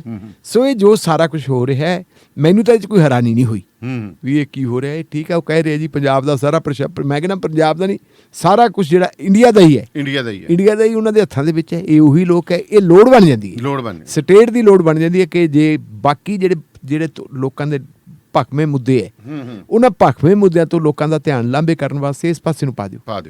ਲੋਕ ਮਤਲਬ ਇਸ ਗੱਲ ਨੂੰ ਭੁੱਲ ਜਾਣ ਵੀ ਮਹਿੰਗਾਈ ਕਿਉਂ ਵਧੀ ਜਾਂਦੀ ਹੈ, ਇਸ ਗੱਲ ਨੂੰ ਲੋਕ ਭੁੱਲ ਜਾਣ ਕਿ ਕੱਚੇ ਤੇਲ ਦੀਆਂ ਕੀਮਤਾਂ ਤਾਂ ਡਾਊਨ ਹੋ ਰਹੀਆਂ, ਔਰ ਰੂਸ ਤੋਂ ਕੱਚਾ ਤੇਲ ਜਿਹੜਾ ਆ ਰਿਹਾ ਉਹਨੂੰ ਸੋਧ ਕੇ ਅਸੀਂ ਤਾਂ ਕਮਾਈ ਕਰ ਰਹੇ ਹਾਂ। ਯੂਰਪ ਤੇ ਰੌਲਾ ਵੀ ਪਾ ਰਿਹਾ, ਤੇ ਸਾਨੂੰ ਜਿਹੜਾ ਹੈਗਾ ਪੈਟਰੋਲ ਡੀਜ਼ਲ ਜਿਹੜਾ ਹੈ ਡੇ ਬਾਈ ਡੇ ਜਿਹੜਾ ਉੱਥੇ ਮਹਿੰਗਾ ਹੋਈ ਜਾਂਦਾ ਹੈ। ਕੋਈ ਘੱਟ ਇਧਰ ਨਾ ਲੋਕ ਸੋਚ ਸਕਣ, ਇਸ ਪਾਸੇ ਨੂੰ ਸੋਚਣ, ਇਸ ਕਰਕੇ ਲੋੜ ਹੈ। ਉਹਦੇ 'ਚ ਇੱਕ ਵੀਡੀਓ 'ਚ ਹੋਰ ਚੀਜ਼ ਨੋਟ ਕਰੋ ਕਿ ਜਿਹੜਾ ਬੰਦਾ ਇਹਦੇ ਨਾਲ ਬੈਠਾ ਲਾਰੈਂਸ ਬਿਸ਼ਨੋਈ ਦੇ, ਹਾਂਜੀ, ਉਹ ਭੌਣੇ ਵਾਲੀ ਕੁਰਸੀ ਜਿਹਨੂੰ ਆਪਾਂ ਆਫਿਸ ਚੇਅਰ ਕਹਿੰਦੇ ਆ, ਇਹਦਾ ਮਤਲਬ ਆਫਿਸ ਚੇਅਰ ਤੇ ਬੈਠਾ, ਪਿੱਛੋਂ ਘੁੰਮਦੀ ਨਜ਼ਰ ਆ ਰਹੀ ਐ, ਘੁੰਮ ਰਹੀ ਆ ਉਹ, ਵੀ ਪਿੱਛੋਂ ਜਿਵੇਂ ਆਪਾਂ ਬੈਠਦੇ ਥੋੜੇ ਜਿਹੇ ਹਿਲਦੇ ਆ, ਉਹ ਨਾਲ ਬੈਠਾ ਲਾਰੈਂਸ ਉਹਦੇ ਨਾਲ ਖੜਾ ਹੈ, ਉਹ ਐਂ ਬੈਠਾ ਜਿਵੇਂ ਕੋਈ ਵੱਡਾ ਅਧਿਕਾਰੀ ਹੁੰਦਾ ਕਿਸੇ ਅੰਦਰ। ਇਹਦਾ ਮਤਲਬ ਤਾਂ ਸਮਝ ਲਓ ਵੀ ਉਹ ਬੰਦਾ ਜੇ ਅੰਦਰ ਭੌਣੇ ਵਾਲੀ ਕੁਰਸੀ ਤੇ, ਇਹਦਾ ਮਤਲਬ ਉਹਨੂੰ ਆਫਿਸ ਸੈਟਅਪ ਕਰਕੇ ਵੀ ਦਿੱਤਾ ਗਿਆ। ਜੇ ਉੱਥੇ ਨਹੀਂ ਤਾਂ ਫਿਰ ਕਿਸੇ ਅਫਸਰ ਦੇ ਅੰਦਰ ਬਿਠਾ ਕੇ ਇਹ ਵੀਡੀਓ ਕਾਲਿੰਗ ਹੋਈ ਹੈ। ਦਾਣੇ ਵਾਲੀਆ ਸਾਹਿਬ ਉਹਦਾ ਨਾਂ ਹੈ ਰਾਜੂ ਬਸੌਦੀ। ਜਿਹੜਾ ਰਾਜੂ ਬਸੌਦੀ ਹੈ, ਤੇ ਜੇ ਰਾਜੂ ਬਸੌਦੀ ਨੂੰ ਇਹ ਫੈਸਿਲਿਟੀ ਦਿੱਤੀ ਗਈ ਹੈ, ਚਲੋ ਤੁਸੀਂ ਖੁਸ਼ਕਿਸਮਤ ਹੋ ਕਿ ਤੁਸੀਂ ਜੇਲ੍ਹ ਨਹੀਂ ਕੱਟੀ, ਆਉਣੀ ਜਾਣੀ ਤਾਂ ਹੈਗੀ ਹੈ ਨਾ। ਹਾਂ ਬਿਲਕੁਲ। ਮੈਂ ਆਪਣੇ ਸਟੂਡੈਂਟ ਮੂਵਮੈਂਟ ਤੋਂ ਲੈ ਕੇ 27 ਵਾਰੀ ਜੇਲ੍ਹਾਂ ਦੇ ਵਿੱਚ ਗਿਆ ਤੇ ਮੈਂ ਦੇਖਿਆ ਜੀ, ਅਸੀਂ ਟੈਲੀਫੋਨ ਹੁੰਦੇ ਵੀ ਦੇਖੇ ਤੇ ਕਰਦੇ ਵੀ ਦੇਖੇ। ਪੋਲੀਟੀਕਲ ਵਾਲਿਆਂ ਨੂੰ ਤਾਂ ਕੋਈ ਬਹੁਤੀ ਪ੍ਰੋਬਲਮ ਨਹੀਂ ਹੁੰਦੀ। ਲੈਂਡਲਾਈਨ ਹੁੰਦੇ ਸੀ, ਨਹੀਂ ਲੈਂਡਲਾਈਨ ਹੁੰਦੇ ਸੀਗੇ ਉਸ ਵੇਲੇ, ਅੰਦਰੋਂ ਕਰਵਾ ਉਹ ਤਾਂ ਉੱਥੇ ਬੈਠ ਕੇ ਸੁਪਰਡੈਂਟ ਦੇ ਡਿਪਟੀ ਦੇ ਦਫ਼ਤਰ ਦੇ ਵਿੱਚ ਬੈਠ ਕੇ ਹੁੰਦੇ ਰਹੇ। ਤੇ ਜਿਹੜੇ ਬੰਦੇ ਦੇ ਪਿੱਛੇ ਐਡੀਆਂ ਵੱਡੀਆਂ ਤਾਕਤਾਂ ਹੋਣ, ਉਹ ਤੁਸੀਂ ਭਾਵੇਂ ਇੱਕ ਭਾਉਣੇ ਵਾਲੀ ਤੇ ਇਕੱਲਾ ਰਾਜੂ ਬੈਠਾ ਸੀ ਤੇ ਨਾਲ ਜੇ ਲਾਰੈਂਸ ਵੀ ਭਾਉਣੇ ਵਾਲੀ ਤੇ ਘੁੱਕਦਾ ਹੁੰਦਾ ਤਾਂ ਕੋਈ ਵੱਡੀ ਗੱਲ ਨਹੀਂ ਸੀ ਹੋ ਸਕਦਾ। ਇਹ ਤਾਂ ਅੰਦਰੋਂ ਨੂੰ ਫੈਸਿਲਿਟੀਜ਼ ਕਿਹੋ ਜਿਹੀਆਂ ਦਿੱਤੀਆਂ ਗਈਆਂ ਆਪਾਂ ਨੂੰ ਤਾਂ ਕੋਈ ਬਾਹਰ ਪਤਾ ਨਹੀਂ। ਪਰ ਜਿਹੜਾ ਬੰਦਾ ਅੰਦਰੋਂ ਬੈਠ ਕੇ ਸਿਸਟਮ ਨੂੰ ਚੁਣੌਤੀ ਦਿੰਦਾ ਹੈ ਤੇ ਸਿਸਟਮ ਉਸ ਚੁਣੌਤੀ ਨੂੰ ਅਣਗੌਲਿਆ ਕਰ ਦਿੰਦਾ ਹੈ ਜੀ, ਤਾਂ ਇਹਦਾ ਮਤਲਬ ਤਾਂ ਗੱਲ ਛੋਟੀ ਨਹੀਂ, ਬਹੁਤ ਵੱਡੀ ਹੈ ਜੀ। ਸੋ ਪ੍ਰੋਗਰਾਮ ਚੱਲ ਰਿਹਾ ਜੀ ਸ਼ਮਾਦਾਨ ਤੇ ਤੁਸੀਂ ਇਸ ਵਕਤ ਮੇਰੇ ਨਾਲ ਬਠਿੰਡਾ ਸਟੂਡੀਓ ਤੋਂ ਲਾਈਵ ਜੁੜੇ ਹੋਏ ਹੋ। 1987 ਤੋਂ ਹਜ਼ਾਰਾਂ ਸਿੱਖਾਂ ਨੂੰ ਪੱਕੇ ਕਰਵਾਉਣ ਵਾਲੇ ਸੀਨੀਅਰ ਅਟਾਰਨੀ ਐਮੀ ਗੈਲ ਹੋਰੀ, ਜਿਹੜੇ ਅਮਰੀਕਾ ਦੇ ਵਿੱਚ ਤੁਹਾਡੀ ਇਮੀਗ੍ਰੇਸ਼ਨ ਜਾਂ ਤੁਹਾਨੂੰ ਪੱਕਾ ਅਸਾਈਲਮ ਦਾ ਕੇਸ ਲੜਦੇ ਨੇ। ਫੋਨ ਨੰਬਰ ਇਹਨਾਂ ਦੇ ਦਫ਼ਤਰ ਦਾ ਨਿਊਯਾਰਕ ਦੇ ਸਮੇਂ ਦੇ ਮੁਤਾਬਕ ਤੁਸੀਂ ਕਾਲ ਕਰ ਸਕਦੇ ਹੋ 212 619 2859 2126192859 ਜਾਂ ਫਿਰ ਇਹਨਾਂ ਦੇ chief immigration consultant Rajveer Singh ਹੈਗੇ ਨੇ ਜੀ। ਉਹਨਾਂ ਨਾਲ ਤੁਸੀਂ ਪੰਜਾਬੀ ਦੇ ਵਿੱਚ ਮੈਸੇਜ ਛੱਡ ਦਿਓ, WhatsApp ਕਾਲ ਕਰ ਦਿਓ, WhatsApp ਸੁਨੇਹਾ ਲਾ ਦਿਓ 7186121188 ਦੇ ਉੱਤੇ ਤੁਸੀਂ ਕਾਲ ਕਰ ਸਕਦੇ ਹੋ। ਤੁਹਾਡੇ ਬੱਚਿਆਂ ਦੇ ਨਾਲ ਤੁਸੀਂ ਜਾਣਾ ਹੈ ਜਾਂ 3 ਸਾਲ ਪੁਰਾਣਾ ਬਿਜ਼ਨਸ ਹੈ ਇੰਡੀਆ ਦੇ ਵਿੱਚ, ਤੁਸੀਂ ਉੱਥੇ ਪੱਕਾ ਕਰਾਉਣਾ ਹੈ, ਉੱਥੇ ਸੈੱਟ ਹੋਣਾ, ਤਾਂ ਕਿਸੇ ਵੀ ਤਰ੍ਹਾਂ ਤੁਸੀਂ ਇਹਨਾਂ ਨਾਲ ਰਾਬਤਾ ਕਾਇਮ ਕਰ ਸਕਦੇ ਹੋ। ਅਤੇ ਹੁਣ ਆਪਾਂ ਚੱਲਦੇ ਹਾਂ ਜੀ ਢਿੱਲੋਂ ਸਾਹਿਬ, ਚਰਚਾ ਹੈ ਕਿ ਪੰਜਾਬ ਦਾ ਜਿਹੜਾ AG ਹੈ ਐਡਵੋਕੇਟ ਜਨਰਲ, ਇਹ ਜਦੋਂ ਦੀ ਸਰਕਾਰ ਬਣੀ ਹੈ ਮੇਰੇ ਖਿਆਲ ਲਗਾਤਾਰ ਹੀ ਕਹਿੰਦੇ ਹੁੰਦੇ ਨਾ ਕਣ ਇਹਨਾਂ ਦੇ ਵਿੱਚ ਅੱਡੋ ਅੱਡ ਨਿਕਲਦੇ ਆਉਂਦੇ ਨੇ AG ਦੀ ਕੁਰਸੀ ਦੇ। ਹੁਣ ਕਹਿੰਦੇ ਫਿਰ ਨਵਾਂ ਆਪਣੇ ਪਾਤਾ ਕਣ ਕੱਢਣਾ, ਕਹਿੰਦੇ ਨਵਾਂ। ਦਾਨੇ ਵਾਲੀ ਸਾਹਿਬ, ਜੇ ਪੰਜਾਬ ਦੇ ਐਡਵੋਕੇਟ ਜਨਰਲ ਦੇ ਆਪਾਂ ਦਫ਼ਤਰ ਦੀ ਗੱਲ ਕਰੀਏ ਤਾਂ ਬੜੀਆਂ ਪ੍ਰੋਮੀਨੈਂਟ ਪਰਸਨੈਲਿਟੀਜ਼ ਉਸ ਦਫ਼ਤਰ ਦੀ ਜਿਹੜੀ ਮੇਨ ਕੁਰਸੀ 'ਤੇ ਬਹਿੰਦੀਆਂ ਰਹੀਆਂ ਜੀ। ਉਹਨਾਂ ਦੇ ਵਿੱਚ ਕਿਸੇ ਜ਼ਮਾਨੇ ਦੇ ਵਿੱਚ ਮਨਜੀਤ ਸਿੰਘ ਹੋਰੀ ਅਕਾਲੀ ਲੀਡਰ ਵੀ ਹੁੰਦੇ ਸੀ, ਕਦੇ ਗੁਰਦਰਸ਼ਨ ਸਿੰਘ ਗਰੇਵਾਲ ਵੀ ਹੁੰਦੇ ਸੀ, ਕਦੇ ਜਿਹੜੇ ਮਿਸਟਰ ਮੱਤੇਵਾਲ ਸਾਹਿਬ ਵੀ ਹੁੰਦੇ ਸੀ ਜੀ। ਇਹ ਬੜੇ ਵੱਡੇ ਲੀਡਰ ਜਿਹੜੇ ਹੈਗੇ ਆ ਉੱਥੇ ਆਪਣੇ ਜਿਹੜੇ ਵਕੀਲ ਹੈ ਉਸ ਤੇ ਬਹਿੰਦੇ ਰਹੇ ਆ। ਜੇ ਆਪਾਂ ਦੇਖੀਏ ਤਾਂ RS ਚੀਮਾ ਸਾਹਿਬ ਵੀ ਐਡਵੋਕੇਟ ਜਨਰਲ ਰਹੇ ਹੈ ਜਦੋਂ ਕੈਪਟਨ ਅਮਰਿੰਦਰ ਸਿੰਘ ਦੀ ਪਹਿਲੀ ਸਰਕਾਰ ਸੀ 2002 ਤੋਂ ਲੈ ਕੇ 7 ਵਾਲੀ, ਤੇ ਉਹ ਤੋਂ ਬਾਅਦ ਫਿਰ ਮੱਤੇਵਾਲ ਸਾਹਿਬ ਰਹੇ ਹੈ। ਹੁਣ ਜੇ ਆਪਾਂ ਦੇਖੀਏ ਤਾਂ ਮੈਨੂੰ ਇਹ ਲੱਗਦੀ ਹੈ ਵੀ ਜਦੋਂ ਕੈਪਟਨ ਅਮਰਿੰਦਰ ਸਿੰਘ ਹੋਰੀ ਸੱਤਾ 'ਚ ਆਏ ਹੈ ਜੀ, ਉਸ ਵੇਲੇ ਤੋਂ ਜਿਹੜੇ ਇਹ ਐਡਵੋਕੇਟ ਜਨਰਲ ਦਾ ਦਫ਼ਤਰ ਹੈ ਇਹਨੂੰ ਗ੍ਰਹਿਣ ਲੱਗ ਗਿਆ। ਉਦੋਂ ਮਿਸਟਰ ਨੰਦਾ ਜੀ, ਅਤੁਲ ਨੰਦਾ ਐਡਵੋਕੇਟ ਜਨਰਲ ਸੀ, ਤੇ ਜਿਹੜੇ ਵੀ ਕੇਸ ਨੂੰ ਹੱਥ ਪਾਉਂਦੇ ਸੀ, ਜਿੰਨੇ ਪ੍ਰੋਮੀਨੈਂਟ ਕੇਸ ਹੁੰਦੇ ਸੀ ਸਾਰੇ ਦੇ ਸਾਰੇ ਹਾਰ ਜਾਂਦੇ ਸੀ ਜੀ। ਈਵਨ ਕਿ ਜਿਹੜਾ ਗੁਰੂ ਗ੍ਰੰਥ ਸਾਹਿਬ ਦੀ ਬੇਅਦਬੀ ਨਾਲ ਸਾਰਾ ਘਟਨਾਕ੍ਰਮ ਜੁੜਿਆ ਹੋਇਆ ਸੀ ਤੇ ਜਿਹਦੀ ਜਾਂਚ ਕੁੰਵਰ ਵਿਜੇ ਪ੍ਰਤਾਪ ਸਿੰਘ ਹੋਰਾਂ ਨੇ ਕੀਤੀ ਸੀ ਜੀ, ਉਹਨਾਂ ਦੀ ਜਿਹੜੀ ਉਹਨਾਂ ਨੇ ਜੋ ਚਾਰਜ ਸ਼ੀਟਸ ਵਗੈਰਾ ਦਾਇਰ ਕੀਤੀਆਂ ਹੋਈਆਂ ਸੀ, ਜਦੋਂ ਉਹ ਵੀ ਧੜਮ ਕਰਕੇ ਡਿੱਗ ਪਈਆਂ ਤੇ ਕੁੰਵਰ ਵਿਜੇ ਪ੍ਰਤਾਪ ਸਿੰਘ ਹੋਰਾਂ ਨੂੰ ਅਸਤੀਫਾ ਦੇਣਾ ਪੈ ਗਿਆ ਸੀ ਜੀ। ਕੁੰਵਰ ਵਿਜੇ ਪ੍ਰਤਾਪ ਸਿੰਘ ਹੋਰਾਂ ਦਾ ਇਲਜ਼ਾਮ ਇਹ ਸੀ ਕਿ ਮੈਂ ਜਿਹੜੀ ਚਾਰਜ ਸ਼ੀਟਾਂ ਪੇਸ਼ ਕੀਤੀਆਂ ਲੋਅਰ ਕੋਰਟ ਦੇ ਵਿੱਚ, ਉੱਥੇ ਜਿਹੜੇ ਉਹਨਾਂ ਦੇ ਨਾਲ ਸਬੂਤ ਲੱਗੇ, ਉਹਨਾਂ ਸਬੂਤਾਂ ਦਾ ਜ਼ਿਕਰ ਹਾਈ ਕੋਰਟ ਦੇ ਵਿੱਚ ਨਹੀਂ ਹੋਇਆ ਜੀ। ਉਹ ਜਿਹੜੀਆਂ ਉੱਥੇ ਤੁਹਾਡਾ ਕੀ ਹੈ ਪੈਨ ਡਰਾਈਵ ਔਰ CD ਵਗੈਰਾ ਲੱਗੀਆਂ ਹੋਈਆਂ ਸੀ, ਜੇ ਐਡਵੋਕੇਟ ਜਨਰਲ ਦਾ ਦਫ਼ਤਰ ਕੰਮ ਕਰਦਾ ਹੁੰਦਾ ਤਾਂ ਉਹ ਸਾਰੀਆਂ ਚੀਜ਼ਾਂ ਮਾਣਯੋਗ ਹਾਈ ਕੋਰਟ ਦੇ ਸਾਹਮਣੇ ਪੇਸ਼ ਕੀਤੀਆਂ ਜਾ ਸਕਦੀਆਂ ਸੀ ਤੇ ਉਹ ਚਾਰਜ ਸ਼ੀਟ ਰੱਦ ਨਹੀਂ ਹੁੰਦੀ ਸੀ ਜੀ ਜੀ। ਔਰ ਉਹੀ ਚੀਜ਼ਾਂ ਜਿਹੜੀਆਂ ਹੈਗੀਆਂ ਫਿਰ ਉਹ ਕਹਿੰਦੇ ਬਾਅਦ ਦੇ ਵਿੱਚ ਜਦੋਂ ਬਹਿਬਲ ਕਲਾਂ ਵਾਲਾ ਮਾਮਲਾ ਆਇਆ, ਬਹਿਬਲ ਕਲਾਂ ਵਾਲੀ ਦੀ ਚਾਰਜ ਸ਼ੀਟ ਕਿਵੇਂ ਸਟੈਂਡ ਕਰਦੀ ਹੈ ਜੀ, ਉਹ ਇਸ ਕਰਕੇ ਕਰਦੀ ਹੈ ਕਿਉਂਕਿ ਉਦੋਂ ਤੱਕ ਉਹਨਾਂ ਨੇ ਪੈਰਵੀ ਆਪ ਕਰਨੀ ਸ਼ੁਰੂ ਕਰਤੀ ਸੀ ਤੇ ਉਹਨਾਂ ਨੇ ਉੱਥੇ ਜਾ ਕੇ ਦਿਖਾਤਾ ਕਿ ਆਹ ਕੁਛ ਹੈਗਾ ਤੇ ਉਹ ਖੜ ਗਈ। ਤਾਂ ਮੇਰੇ ਯਾਦ ਆ ਚੰਗੀ ਤਰ੍ਹਾਂ, ਤੇ ਤੁਹਾਡੇ ਵੀ ਯਾਦ ਆ ਤੇ ਯਾਦ ਸਾਡੇ ਸਰੋਤਿਆਂ ਦੇ ਵੀ ਹੋਊ ਵੀ ਉਹਨਾਂ ਦਿਨਾਂ ਦੇ ਵਿੱਚ ਮਿਸਟਰ ਸੁਨੀਲ ਜਾਖੜ ਪ੍ਰਦੇਸ਼ ਕਾਂਗਰਸ ਕਮੇਟੀ ਦੇ ਪ੍ਰਧਾਨ ਹੁੰਦੇ ਸੀ, ਅੱਜ ਕੱਲ੍ਹ ਤਾਂ ਭਾਜਪਾ ਦੇ ਪ੍ਰਧਾਨ ਹੈ। ਤੇ ਸੁਨੀਲ ਜਾਖੜ ਹੋਰਾਂ ਨੇ ਕੈਪਟਨ ਅਮਰਿੰਦਰ ਸਿੰਘ ਦੀ ਹਾਜ਼ਰੀ ਦੇ ਵਿੱਚ ਇੱਕ ਵਾਰੀ ਅਤੁਲ ਨੰਦਾ ਨੂੰ ਇੰਨੀ ਟੁੱਟ ਕੇ ਪੈ ਗਿਆ ਸੀ, ਇਹ ਕਿਹਾ ਸੀ ਕਿ ਤੁਸੀਂ ਸ਼੍ਰੀਮਾਨ ਜੀ ਇਹ ਦੱਸੋ ਕਿ ਸਾਨੂੰ ਹਰਾਉਣ ਵਾਸਤੇ ਅਦਾਲਤ 'ਚ ਜਾਣੇ ਹੋ ਕਿ ਜਿਤਾਉਣ ਵਾਸਤੇ? ਜਿਤਾਉਂਦੇ ਤਾਂ ਤੁਸੀਂ ਹੈ ਨਹੀਂ, ਜਿੰਨਾ ਵੀ ਕੇਸਾਂ ਨੂੰ ਤੁਸੀਂ ਹੱਥ ਪਾਉਣੇ ਸਾਰੇ ਦੇ ਸਾਰੇ ਹਰਾਈ ਜਾਂਦੇ, ਸਾਡੀ ਮੰਜੀ ਕਿਉਂ ਠੋਕੀ ਜਾਂਦੀ ਜੀ। ਦਾਨੇ ਵਾਲੀਆ ਸਾਹਿਬ, ਮੈਂ ਉਹਦੀ ਫਿਰ ਪੁੱਛ ਪੜਤਾਲ ਕੀਤੀ ਵੀ ਇਹ ਕੈਪਟਨ ਅਮਰਿੰਦਰ ਸਿੰਘ ਦੀ ਇੰਨੀ ਮਿਹਰ ਇਸ ਬੰਦੇ ਤੇ ਕਿਉਂ ਹੈ। ਉਹ ਜਿੰਨੇ ਵੀ ਹੈਗੇ ਆ ਆਮ ਤੌਰ ਦੇ ਉੱਤੇ ਐਡਵੋਕੇਟ ਜਨਰਲਾਂ ਦੀ ਹਾਲਤ ਹੋਣੀ ਹੈ ਵੀ ਐਡਵੋਕੇਟ ਜਨਰਲ ਸਿਰਫ ਤਨਖਾਹ ਲੈਂਦੇ ਹੈ ਤੇ ਮੀਟਿੰਗਾਂ ਕਰਦੇ, ਤੇ ਜਿਹੜੇ ਜਦੋਂ ਵੱਡੇ ਕੇਸ ਆਉਂਦੇ ਆ ਉਹਨਾਂ ਵੱਡੇ ਕੇਸਾਂ 'ਚ ਫਿਰ ਦਿੱਲੀੋਂ ਬੰਦੇ ਆਉਂਦੇ, ਉਹਨਾਂ ਨੂੰ ਫਿਰ ਮੋਟੇ ਪੈਸੇ ਦੇ ਕੇ ਹਾਇਰ ਕੀਤਾ ਜਾਂਦਾ। ਤਾਂ ਉਹ ਬੰਦੇ ਉੱਥੋਂ ਆਉਂਦੇ ਸੀ, ਸਾਰਾ ਕੁਝ ਕਰਦੇ ਸੀ। ਫਿਰ ਮੈਂ ਪਤਾ ਕੀਤਾ ਵੀ ਇਹਦੇ 'ਚ ਗੁਣ ਕੀ ਹੈ ਅਤੁਲ ਨੰਦਾ ਦੇ ਵਿੱਚ।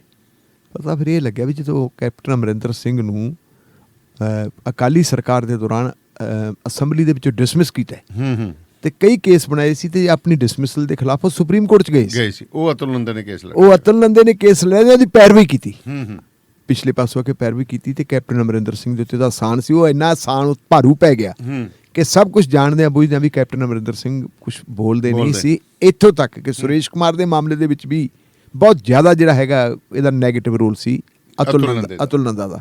ਹਾਲਾਂਕਿ ਜਿਹੜੀ ਉਹ ਕੈਪਟਨ ਦੀ ਜਿਹੜੀ ਪਿਛਲੀ ਸਰਕਾਰ ਹੈ ਜਿਹੜੀ ਚੱਲੀ ਹੈ, ਉਹ ਚੱਲੀ ਡਿਊ ਟੂ ਸੁਰੇਸ਼ ਕੁਮਾਰ ਹੈ ਜੀ। ਪਰ ਸੁਰੇਸ਼ ਕੁਮਾਰ ਨੇ ਇੱਕ ਦੋ ਵਾਰੀ ਅਸਤੀਫਾ ਵੀ ਦਿੱਤਾ ਸੀ, ਘਰੇ ਬਹਿ ਗਿਆ ਸੀ। ਕੈਪਟਨ ਸਾਹਿਬ ਜਾ ਕੇ ਘਰੋਂ ਬੁਲਾ ਜ਼ਰੂਰ ਲਿਆਏ, ਉਹਨੂੰ ਮਨਾ ਲਿਆਏ, ਪਰ ਉਹਨਾਂ ਨੇ ਅਤੁਲ ਨੰਦਾ ਦੇ ਖਿਲਾਫ ਕੋਈ ਕਾਰਵਾਈ ਨਹੀਂ ਸੀ ਕੀਤੀ। ਨੰਬਰ 1 ਤਾਂ ਉਹ। ਫਿਰ ਤੁਸੀਂ ਆ ਜਾਓ, ਆ ਗਿਆ ਚੰਨੀ ਦਾ ਦੌਰ।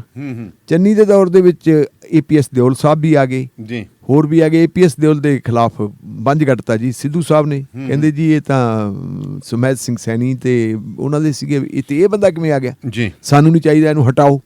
ਹਟਾਉਣ ਵਾਲੀ ਗੱਲ ਆ ਗਈ ਜੀ, ਉਹਨਾਂ ਨੇ ਹਟਾਤਾ। ਹੁਣ ਸਵਾਲ ਇਹ ਪੈਦਾ ਹੁੰਦਾ ਕਿ ਬਹੁਤ ਸਾਰੇ ਵਕੀਲ ਜਿਹੜਾ ਹੁੰਦਾ ਨਾ ਜੀ, ਵਕੀਲ ਆਪਣਾ ਪ੍ਰੋਫੈਸ਼ਨ ਦੇ ਨਾਲ ਜੁੜਿਆ ਹੁੰਦਾ ਬਿਲਕੁਲ ਜੀ। ਕੋਈ ਵਕੀਲ ਕਿਸੇ ਵੀ ਪਾਰਟੀ ਨਾਲ ਹੋਵੇ, ਜਦੋਂ ਪੈਸੇ ਲੈ ਲੈਂਦਾ ਜਿਹੜਾ ਵਕੀਲ ਹੈ, ਜੇ ਤਾਂ ਕੋਈ ਸੱਤਾ ਦਾ ਦਲਾਲ ਜਾਂ ਹੋਵੇ ਤਾਂ ਵੱਖਰੀ ਗੱਲ ਹੈ। ਵਕੀਲ ਦੀ ਸਥਿਤੀ ਹੈ ਕਿ ਵਕੀਲ ਨੇ ਆਪਣੇ ਪ੍ਰੋਫੈਸ਼ਨ ਦੇ ਨਾਲ ਮਿਸਕੰਡਕਟ ਕਦੇ ਨਹੀਂ ਕਰਦਾ ਹੁੰਦਾ, ਉਹ ਠੀਕ ਤਰੀਕੇ ਨਾਲ ਕੰਮ ਕਰਦਾ ਹੈ। ਖੈਰ ਕਦੇ ਆਹ ਬਦਲਤਾ ਜੀ, ਕਦੇ ਆਹ ਬਦਲਤਾ, ਤੇ ਫਿਰ ਇਹ ਸਰਕਾਰ ਆ ਗਈ। ਇਸ ਸਰਕਾਰ ਵੇਲੇ ਵੀ ਆਇਆ ਵੀ ਦੱਸੋ ਜੀ ਕਿਹਨੂੰ ਬਣਾਈਏ ਐਡਵੋਕੇਟ ਜਨਰਲ, ਤਾਂ ਫਿਰ ਉਹ ਆ ਗਏ ਅਨਮੋਲ ਰਤਨ ਸਿੰਘ ਜੀ, ਉਹਨਾਂ ਨੂੰ ਐਡਵੋਕੇਟ ਜਨਰਲ ਬਣਾਤਾ। ਚੰਗਾ ਕੰਮ ਕਰੀ ਜਾਂਦੇ ਸੀ, ਲੇਕਿਨ ਉਸੇ ਸਮੇਂ ਦੌਰਾਨ ਜਿਹੜੇ ਲਾਅ ਅਫਸਰ ਭਰਤੀ ਕਰਨੇ, ਕਿਹਨੂੰ ਕੀਤਾ ਜਾਵੇ, ਉੱਥੇ ਆ ਕੇ ਫੇਰ ਡਿੱਕਾ ਪੈ ਗਿਆ। ਬੰਦਾ ਭਲਾ ਮਾਨਸ ਸਾਹਿਬ ਨੇ ਹੁਣ ਕਿਹਾ ਵੀ ਆਪਾਂ ਨੂੰ ਕੀ ਲੋੜ ਹੈਗੀ ਯਾਰ ਆਪਦੀ ਐਵੇਂ ਖਿੱਚ ਕਰਾਉਣ ਦੀ ਗੱਲ, ਕਿ ਜਦੋਂ ਇਹ ਪਤਾ ਹੋਵੇ ਕਿ ਕੁਰਸੀ ਦੀਆਂ ਲੱਤਾਂ 4 ਨਹੀਂ ਦੀਆਂ 7-8 ਆ, ਕੀ ਪਤਾ ਕਿਹੜੀ ਲੱਤ ਕਿਧਰੋਂ ਕਿਸ ਤੇ ਬਿਹਤਰ ਆ ਵੀ ਉਹ ਭਗਵੰਤ ਮਾਨ ਹੋਰਾਂ ਨਾਲ ਉਹਨਾਂ ਦੀ ਸਿੱਖੀ ਸੇਵਕੀ ਸੀ, ਉਹਨਾਂ ਨੇ ਜਾ ਕੇ ਕਿਹਾ ਵੀ ਮਾਨ ਸਾਹਿਬ ਤੁਹਾਡੇ ਨਾਲ ਖੜਾ ਠੀਕ ਹੈ ਤੇ ਮੈਨੂੰ ਦਿਓ ਛੁੱਟੀ, ਤੇ ਉਹ ਆਪਣੇ ਘਰ ਆ ਗਏ ਜੀ। ਜਦੋਂ ਆਪਣੇ ਘਰ ਆ ਗਏ ਤੇ ਦਾਨੇਲੀਆ ਸਾਹਿਬ, ਫਿਰ ਤੁਹਾਨੂੰ ਯਾਦ ਹੋਣਾ ਵੀ ਭਗਵੰਤ ਸਿੰਘ ਮਾਨ ਦੇ ਖਿਲਾਫ ਇੱਕ ਕੇਸ ਨਾਜਰ ਸਿੰਘ ਮਾਨਸ਼ਾਹੀਆ ਨੇ ਕੀਤਾ ਹੋਇਆ ਬਿਲਕੁਲ ਮਾਨਸਾ ਦੀ ਅਦਾਲਤ ਦੇ ਵਿੱਚ, ਤੇ ਉਸ ਕੇਸ ਦੀ ਜਿਹੜੀ ਹੈਗੀ ਅਸਲ ਪੈਰਵੀ ਹੈ, ਜਿਹੜੀ ਪਰਦੇ ਦੇ ਪਿੱਛੇ ਰਹਿ ਕੇ, ਉਹ ਅਨਮੋਲ ਰਤਨ ਸਿੰਘ ਹੋਰਾਂ ਨੇ ਕੀਤੀ ਹੈ। ਅੱਜ ਵੀ ਉਹਨਾਂ ਦੇ ਉਹਦੇ ਨਾਲ ਲਿੰਕ ਚੰਗੇ। ਲਓ ਜੀ, ਉਸ ਤੋਂ ਬਾਅਦ ਫਿਰ ਕਹਿੰਦੇ ਵੀ ਜਦੋਂ ਅਨਮੋਲ ਰਤਨ ਸਿੰਘ ਹੋਰੀ ਚਲੇ ਗਏ ਤੇ ਇਹ ਆ ਗਏ ਜੀ ਕਈ ਸਾਹਿਬ ਆ ਗਏ। ਹਾਂਜੀ, ਵਿਨੋਦ ਕਈ ਸਾਹਿਬ ਹੈ ਇਹਨਾਂ ਦਾ ਨਾਮ, ਮੇਰਾ ਖਿਆਲ। ਤੇ ਕਈ ਸਾਹਿਬ ਦੀ ਸਥਿਤੀ ਆ ਗਈ, ਤੇ ਕਈ ਸਾਹਿਬ ਜਦੋਂ ਐਨ ਪੂਰੀ ਆਪਣੇ ਪ੍ਰਚੰਡ ਤੇ ਸੀ, ਉਦੋਂ ਇੱਕ ਬੀਬੀ ਨੇ, ਫਿਰ ਤੁਹਾਡੇ ਯਾਦ ਹੋਣਾ, ਇੱਕ ਵੀਡੀਓ ਪਾਤੀ ਸੀ। ਉਹ ਵੀਡੀਓ ਦੀ ਬੜੀ ਚਰਚਾ ਹੋਈ ਸੀ, ਜਦੋਂ ਵੀਡੀਓ ਕਹਿੰਦੀ ਕਿ ਮੇਰਾ ਬਾਪ, ਉਹ ਬੀਬੀ ਕਹਿੰਦੀ ਮੇਰਾ ਬਾਪ ਇੱਕ ਬਹੁਤ ਵੱਡੇ ਅਹੁਦੇ ਤੋਂ ਰਿਟਾਇਰ ਹੋਇਆ ਹੈ, ਭੈਣ ਮੇਰੀ ਕਰਦੀ ਹੈ ਪ੍ਰੈਕਟਿਸ, ਔਰ ਉਹ ਲਾਅ ਆਫਿਸ ਇੱਥੇ ਤੁਹਾਡੇ ਲਾਅ ਆਫਿਸ ਦੇ ਵਿੱਚ ਹੀ ਹੈ, ਪੰਜਾਬ ਸਰਕਾਰ ਦੇ ਵਿੱਚ। ਤੇ ਉਹਦੇ ਨਾਲ ਤਾਂ ਮਤਲਬ ਉਹਦੀ ਨੇੜਤਾ ਹੋ ਗਈ ਹੈ ਐਡਵੋਕੇਟ ਜਨਰਲ ਦੀ, ਕਿ ਉਹ ਬਰਦਾਸ਼ਤ ਹੀ ਨਹੀਂ ਕਰਦਾ ਵੀ ਕੋਈ ਹੋਰ ਮਰਦ ਉਹਦੇ ਨਾਲ ਗੱਲ ਕਰੇ। ਉਹ ਕਹਿੰਦੀ ਵੀ ਮੇਰੀ ਭੈਣ ਨੇ ਮੈਨੂੰ ਆਪ ਵੀਡੀਓ ਪਾਈਆਂ, ਮੈਨੂੰ ਆਪ ਮੈਸੇਜ ਭੇਜਿਆ ਕਿ ਮੈਂ ਜੇ ਕਿਸੇ ਵਕੀਲ ਨਾਲ ਪ੍ਰੋਫੈਸ਼ਨ ਦੇ ਕੰਮ 'ਚ ਵੀ ਗੱਲ ਕਰਾਂ ਤਾਂ ਉਹ ਕਹਿੰਦਾ ਵੀ ਮੈਂ ਨਹੀਂ, ਬਸ ਤੂੰ ਗੱਲ ਹੀ ਨਹੀਂ ਕਰਨੀ ਕਿਸੇ ਹੋਰ ਬੰਦੇ ਨਾਲ। ਤੇ ਇੱਥੋਂ ਤੱਕ ਗੱਲ ਆ ਗਈ ਕਿ ਮੈਂ ਤੇ ਇੱਥੋਂ ਬੱਚਾ ਲੈਣਾ ਚਾਹੁੰਦਾ। ਉਹ ਰੌਲਾ ਪੈ ਗਿਆ ਸੀ ਜੀ, ਬੜੀ ਵੀਡੀਓ ਵਾਇਰਲ ਹੋਈ ਹੈ। ਤੇ ਹੁਣ ਜੇ ਇਹ ਜਿਹੜੀ ਹੈ ਸ਼ਿਸ਼ਟਾਚਾਰ ਨਾਲ ਤੇ ਜਿਹੜੀ ਹੈ ਤੁਹਾਡੀ ਕੀ ਕਹਾਂਗੇ ਇਹਨੂੰ ਆਪਾਂ ਕਰੈਕਟਰ ਨਾਲ ਸੰਬੰਧਿਤ ਗੱਲ ਹੈ। ਹਾਲਾਂਕਿ ਇੱਕ ਪ੍ਰਾਈਵੇਟ ਮਾਮਲਾ ਵੀ ਹੈ, ਪਰ ਜਦੋਂ ਤੁਸੀਂ ਐਡੇ ਉੱਚੇ ਅਹੁਦਿਆਂ ਤੇ ਹੋਵੋ ਤੇ ਤੁਹਾਡੀਆਂ ਇਹੋ ਜਿਹੀਆਂ ਗੱਲਾਂ ਨੂੰ ਖੰਡਨ ਨਹੀਂ ਕੀਤਾ ਸੀ। ਔਰ ਉਹ ਬੀਬੀ ਨੇ ਇੱਥੋਂ ਤੱਕ ਕਹਿ ਦਿੱਤਾ ਸੀਗਾ ਕਿ ਮੇਰੀ ਭੈਣ ਨੇ ਮੈਨੂੰ ਦੱਸਿਆ ਕਿ ਪਾਪਾ ਨੂੰ ਮਾਮਾ ਨੂੰ ਤੁਸੀਂ ਸਾਰੇ ਪਾਸੇ ਹੋ ਜਾਓ, ਬਹੁਤ ਵੱਡੀ ਪਾਵਰ ਹੈ ਤੇ ਬੜੇ ਵੱਡੇ ਪੁਲਿਸ ਅਫਸਰ ਤੇ ਹੈ, ਧਮਕਾ ਕੁਛ ਵੀ ਕੀਤਾ ਜਾ ਸਕਦਾ।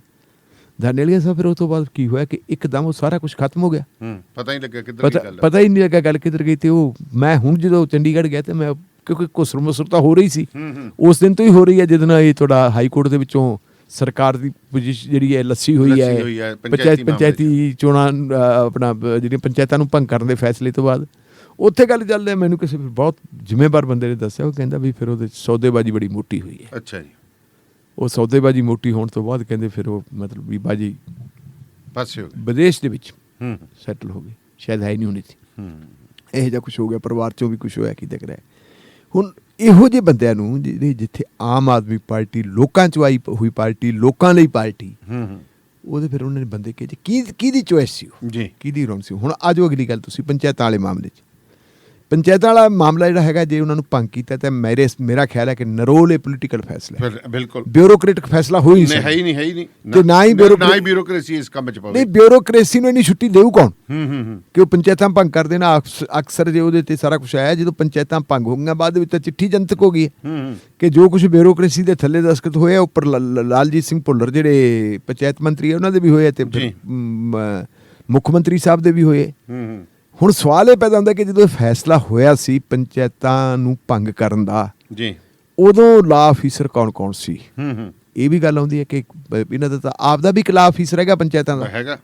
ਉਹ ਲਾ ਅਫਸਰ ਨੂੰ ਛੱਡ ਕੇ ਜਿਹੜਾ ਬੰਦਾ ਮੀਟਿੰਗਾਂ ਦੇ ਵਿੱਚ ਬਹਿੰਦਾ, ਜਿਹੜਾ ਬੰਦਾ ਸੁਜੈਸਟ ਕਰਦਾ, ਜਿਹੜਾ ਬੰਦਾ ਕਹਿੰਦਾ ਵੀ ਹਾਂਜੀ ਆਪਾਂ ਇਹ ਕਰ ਸਕਦੇ ਹਾਂ, ਉਹਨੂੰ ਛੱਡ ਕੇ ਡਾਇਰੈਕਟਰ ਤੇ ਜਿਹੜਾ ਹੈਗਾ ਸੈਕਟਰੀ ਨੂੰ ਕਿਉਂ ਸਸਪੈਂਡ ਕਰਤਾ ਜੀ? ਬਿਲਕੁਲ ਇਹ ਹੁਣ ਕੁਛ ਨਾ ਕੁਛ ਤਾਂ ਹੈ। ਅਗਲੀ ਗੱਲ ਆ ਗਈ ਕਿ ਬਹੁਤ ਸਾਰੇ ਲੋਕ ਇਹ ਕਹਿੰਦੇ ਜੀ ਲੜਾਈ ਨਹੀਂ ਲੜੀ ਜੀ ਆਪਣੇ ਨੇ ਕਈ ਸਾਹਿਬ ਨੇ ਉੱਥੇ ਜਾ ਕੇ ਕਹਿਤਾ ਜੀ ਅਸੀਂ ਫੈਸਲਾ ਉਹਦਾ ਵਾਪਸ ਲੈਨੇ ਆ, ਨੋਟੀਫਿਕੇਸ਼ਨ ਜਿਹੜਾ ਰੱਦ ਕਰ ਦੇਂਗੇ। ਲੜਾਈ ਨਹੀਂ ਲੜੀ, ਲੜਾਈ ਲੜਨੀ ਚਾਹੀਦੀ ਸੀ, ਸੁਪਰੀਮ ਕੋਰਟ ਤੱਕ ਜਾਣਾ ਚਾਹੀਦਾ ਸੀ ਜੀ। ਦਾਨੇਲੀਆ ਮੈਂ ਇਹ ਸਮਝਦਾ ਕਿ ਉੱਥੇ ਕਈ ਸਾਹਿਬ ਨੇ ਇਹ ਬਿਆਨ ਦੇ ਕੇ ਕਿ ਜੀ ਅਸੀਂ ਵਾਪਸ ਲੈਨੇ, ਜਿਹੜੀ ਹੋਰ ਮਤਲਬ ਕਚਿਆਈ ਦਾ ਸਾਹਮਣਾ ਕਰਨਾ ਪੈਣਾ ਸੀ ਪੰਜਾਬ ਸਰਕਾਰ ਨੂੰ, ਬਚਾ ਰਿਹਾ ਜੀ। ਕਿਉਂਕਿ ਜੇ ਇਹ ਵਾਪਸ ਨਾ ਲੈਂਦੇ, ਉਹ ਡਿਸਪੋਜ਼ ਆਫ ਪਟੀਸ਼ਨ ਨਾ ਹੁੰਦੀ, ਫਿਰ ਹਾਈ ਕੋਰਟ ਦਾ ਹੋਣਾ ਸੀ ਫੈਸਲਾ ਜੀ। ਤੇ ਦਾਨੇਵਾਲੀਆ ਜੀ ਫਿਰ ਫੈਸਲੇ ਦੇ ਵਿੱਚ, ਕਿਉਂਕਿ ਹਾਈ ਕੋਰਟ ਵਾਰ-ਵਾਰ ਕਹਿ ਰਹੀ ਸੀ ਕਿ ਰਿਕਾਰਡ ਲੈ ਕੇ ਆਓ, ਜਿਹੜੇ ਰਿਕਾਰਡ ਦੇ ਰਾਹੀਂ ਤੁਸੀਂ ਇਹ ਭੰਗ ਕੀਤਾ ਲਿਆਓ, ਪਬਲਿਕ ਹਿੱਤ ਕਿੱਥੇ ਹੈ? ਉਹ ਪਬਲਿਕ ਹਿੱਤ ਵਾਲੀ ਚੀਜ਼ ਲੈ ਕੇ, ਉਹ ਪਬਲਿਕ ਹਿੱਤ ਹੈ ਕਿਤੇ ਨਹੀਂ ਸੀ, ਕੈਬਨਿਟ 'ਚ ਉਹ ਨਹੀਂ ਗਿਆ। ਇਹ ਤਾਂ ਜੋ ਕੁਛ ਬੰਦਿਆਂ ਨੇ ਬੈਠ ਕੇ ਫੈਸਲਾ ਕਰ ਲਿਆ, ਕਿਹਨੇ ਕੀਤਾ ਆਪਾਂ ਨਹੀਂ ਜਾਣਦੇ, ਪਰ ਉਹ ਸਾਰਾ ਕੁਛ ਹੋ ਗਿਆ। ਉੱਥੇ ਫਿਰ ਜਿਹੜੇ ਸਟਰਕਚਰ ਪਾਸ ਹੋਣੇ ਸੀ ਪੰਜਾਬ ਸਰਕਾਰ ਦੇ, ਉਹ ਸਟਰਕਚਰ ਪਾਸ ਹੋਣ ਤੋਂ ਬਾਅਦ ਆਪੋਜੀਸ਼ਨ ਨੇ ਦੁਰਗਤ ਕਰ ਦੇਣੀ ਸੀ। ਅਖਬਾਰਾਂ ਦੇ ਵਿੱਚ ਆਰਟੀਕਲ ਆਉਣੇ ਸ਼ੁਰੂ ਹੋ ਜਾਂਦੇ ਸੀ, ਹਾਲਾਂਕਿ ਅਖਬਾਰਾਂ ਤਾਂ ਗੋਦੀ ਮੀਡੀਆ ਵਾਂਗੂ ਇਹਨਾਂ ਨੇ ਵੀ ਕਾਬੂ ਕੀਤੀਆਂ ਹੋਈਆਂ, ਲੇਕਿਨ ਵੈਬ ਚੈਨਲ ਹੈਗੇ, ਕੁਛ ਹੈਗੇ ਜਿੱਥੇ ਇਹ ਸਾਰਾ ਕੁਛ ਆ ਜਾਣਾ ਸੀ, ਉਹ ਆਉਣਾ ਸੀ। ਫਿਰ ਉਹਨੂੰ ਰੋਕਣ ਵਾਸਤੇ ਮਤਲਬ ਜਿਹੜਾ ਹੈਗਾ ਉਹਨੂੰ ਕਰਨਾ ਪਿਆ ਕਿ ਉਹਨੂੰ ਇਹ ਗੱਲ ਕਰ ਲਈ। ਹੁਣ ਫੇਰ ਆ ਗਈ ਗੱਲ, ਉਹ ਚਿੱਠੀ ਜਨਤਕ ਹੋ ਗਈ ਦਸਤਖਤਾਂ ਵਾਲੀ, ਵੀ ਕੀ ਕੀਤਾ ਪਹਿਲੀ ਜਿਹੜੀ ਹੈ ਬਲੀ, ਉਹ ਤਾਂ ਡਾਇਰੈਕਟਰ ਦੀ ਤੇ ਸੈਕਟਰੀ ਦੀ, ਦੂਜੀ ਬਲੀ ਆ ਗਈ ਹੁਣ ਐਡਵੋਕੇਟ ਜਨਰਲ ਦੀ, ਤੇ ਤੀਜੀ ਬਲੀ ਕਿਹਦੀ ਆਊ? ਇਹ ਸਵਾਲ ਅਜੇ ਤੱਕ ਖੁੱਲ੍ਹਾ ਹੈ, ਕਿਉਂਕਿ ਪੋਲੀਟੀਕਲ ਫੈਸਲਾ ਹੈ। ਜੇ ਉਹਨਾਂ ਨੇ ਦਸਤਖਤ ਕੀਤੇ ਤੇ ਦਸਤਖਤ ਤਾਂ ਫਿਰ ਲਾਲਜੀਤ ਸਿੰਘ ਭੁੱਲਰ ਨੇ ਵੀ ਕੀਤੇ, ਤੇ ਜੇ ਲਾਲਜੀਤ ਸਿੰਘ ਭੁੱਲਰ ਨੇ ਪੰਚਾਇਤ ਮੰਤਰੀ ਨੇ ਦਸਤਖਤ ਕੀਤੇ ਤੇ ਦਸਤਖਤ ਮੁੱਖ ਮੰਤਰੀ ਨੇ ਵੀ ਕੀਤੇ। ਬਿਲਕੁਲ ਇਸ ਕਰਕੇ ਗੱਲ ਇਹ ਬੜੀ ਟੇਢੀ ਹੈ। ਹੁਣ ਕਹਿੰਦੇ ਜੀ ਐਡਵੋਕੇਟ ਜਨਰਲ ਸਾਹਿਬ ਨੂੰ ਕਹਿਤਾ ਕਿ ਜੀ ਤੁਸੀਂ ਕੰਮ ਕਰਦੇ ਰਹੋ ਥੋੜੇ ਦਿਨ ਹੋਰ, ਤੇ ਬਸ ਬੰਦਾ ਤਾਂ ਕੋਈ ਨਵਾਂ ਲੈ ਕੇ, ਉਹਨਾਂ ਤੇ ਬੰਦਾ ਕਹਿੰਦੇ ਵੀ ਗਏ ਹੋਏ ਮਾਨ ਸਾਹਿਬ ਤਾਂ ਦਿੱਲੀ ਗਏ ਹੋਏ, ਤੇ ਕਹਿੰਦੇ ਆ ਕੱਲ ਛੁੱਟੀ ਵਾਲੇ ਦਿਨ ਹੀ ਕਈ ਵਕੀਲ ਸਾਹਿਬਾਨ ਕਹਿੰਦੇ ਦਿੱਲੀ ਫਿਰਦੇ ਸੀ। ਪਰ ਮੇਰਾ ਆ ਗਈ ਸੀ ਖਬਰ, ਮੈਨੂੰ ਆਏ ਆ ਵੀ ਇਹ ਪੁਰਾਣੇ ਘਰੇ ਫੇਰ ਜਾਊਗੀ। ਦੇਖੋ ਗੱਲ ਇਹ ਹੈ ਦਾਨੇਵਾਲੀਆ ਸਾਹਿਬ, ਆਮ ਤੌਰ ਦੇ ਉੱਤੇ ਜਿਹੜੇ ਐਡਵੋਕੇਟ ਜਨਰਲ ਲੈਵਲ ਦੇ ਵਕੀਲ ਸਾਹਿਬਾਨ ਹੁੰਦੇ ਹੈ, ਉਹਨਾਂ ਦੀ ਗਿਣਤੀ ਕੋਈ ਬਹੁਤੀ ਨਹੀਂ ਹੁੰਦੀ। ਉਹ ਤਾਂ ਮੇਰਾ ਖਿਆਲ ਹੈ ਵੀ ਦਰਜਨ ਤੋਂ ਵੱਧ ਨਹੀਂ ਹੋਣਗੇ ਸਾਰੇ, ਦੋਨਾਂ ਪੰਜਾਬ ਤੇ ਹਰਿਆਣਾ ਹਾਈ ਕੋਰਟ 'ਚ ਦੋਨਾਂ ਸਟੇਟਾਂ ਵਾਸਤੇ, ਇਨਕਲੂਡਿੰਗ ਜੇ ਆਪਾਂ ਚੰਡੀਗੜ੍ਹ ਵੀ ਕਰ ਲਈਏ। ਜਿਹੜਾ solicitor general, additional solicitor general Bharat ਸਰਕਾਰ ਦੇ, ਉਹ ਅਲੱਗ ਹੈ।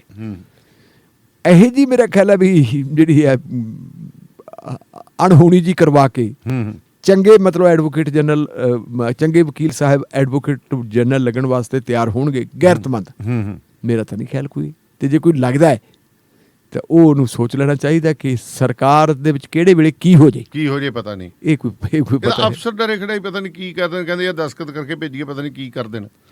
ਮੇਰੇ ਖਿਆਲ ਦਾਨੇਵਾਲੀਆ ਸਾਹਿਬ ਹੁਣ ਤਾਂ ਅਫਸਰ ਜਿਹੜੇ ਹੈਗੇ ਨੋਟਿਕ ਵੀ ਲਿਖਣੋਂ ਹਟ ਗਏ। ਉਹ ਤਾਂ ਬਸ ਅੱਗੇ ਜਾ ਵੀ ਕਰਦੇ ਆ ਵੀ ਜੋ ਮਰਜ਼ੀ ਕਰੋ ਜੀ, file forward for the appropriate action. ਉਹ ਹੁਣ ਤੋਂ ਤਾਂ ਐਕਸ਼ਨ ਉੱਪਰ ਲੈਣੇ। ਵੈਸੇ ਤਾਂ ਹੁਣ ਜੇ ਆਪਾਂ ਦੇਖੀਏ ਜਿਹੜੀਆਂ ਮਿਨਿਸਟਰੀਆਂ, ਜਿੰਨੇ ਮੰਤਰੀ ਆ, ਮੰਤਰੀ ਕੰਪੀਟੈਂਟ ਹੈ। ਜੇ ਕੋਈ ਨੀਤੀ ਨਾਲ ਸੰਬੰਧਿਤ ਮਾਮਲਾ ਤਾਂ ਉਹ ਕੈਬਨਿਟ 'ਚ ਆਉਣੇ, ਬਿਲਕੁਲ। ਪਰ ਹਰ ਫਾਈਲ ਜਿਹੜੀ ਹੈਗੀ ਜਿਹੜੇ ਮੰਤਰੀ ਪਾਸ ਕਰਦੇ, ਚੀਫ ਮਿਨਿਸਟਰ ਨੂੰ ਕਿਉਂ ਭੇਜਦੇ? ਚੀਫ ਮਿਨਿਸਟਰ ਕੋਲ ਤਾਂ ਜਾਂਦਾ ਮਤਲਬ ਹੀ ਕੋਈ ਨਹੀਂ। ਚੀਫ ਮਿਨਿਸਟਰ ਜਿਹੜਾ ਉਹ ਮਿਨਿਸਟਰਾਂ ਦਾ ਲੀਡਰ ਹੈ। ਉਹ ਚੀਫ ਮਿਨਿਸਟਰ ਕੋਈ ਅਬਾਬ ਨਹੀਂ ਹੈ, ਉਹ ਵੀ ਕੈਬਨਿਟ ਹੈ। ਕੈਬਨਿਟ ਦੇ ਮੰਤਰੀ ਜਿਹੜੇ ਹੈਗੇ ਆਪ ਸਮਰੱਥ ਹੈਗੇ। ਉਹ ਕਿਉਂ ਇਹ ਪਿਰਤ ਮੈਨੂੰ ਤਾਂ ਠੀਕ ਨਹੀਂ ਲੱਗਦੀ ਕਨਸਟੀਟਿਊਸ਼ਨ ਦੇ ਮੁਤਾਬਕ ਜਾਂ ਜਿਹੜਾ ਸਿਸਟਮ ਦੇ ਮੁਤਾਬਕ ਕਿਉਂ ਭੇਜਦੇ।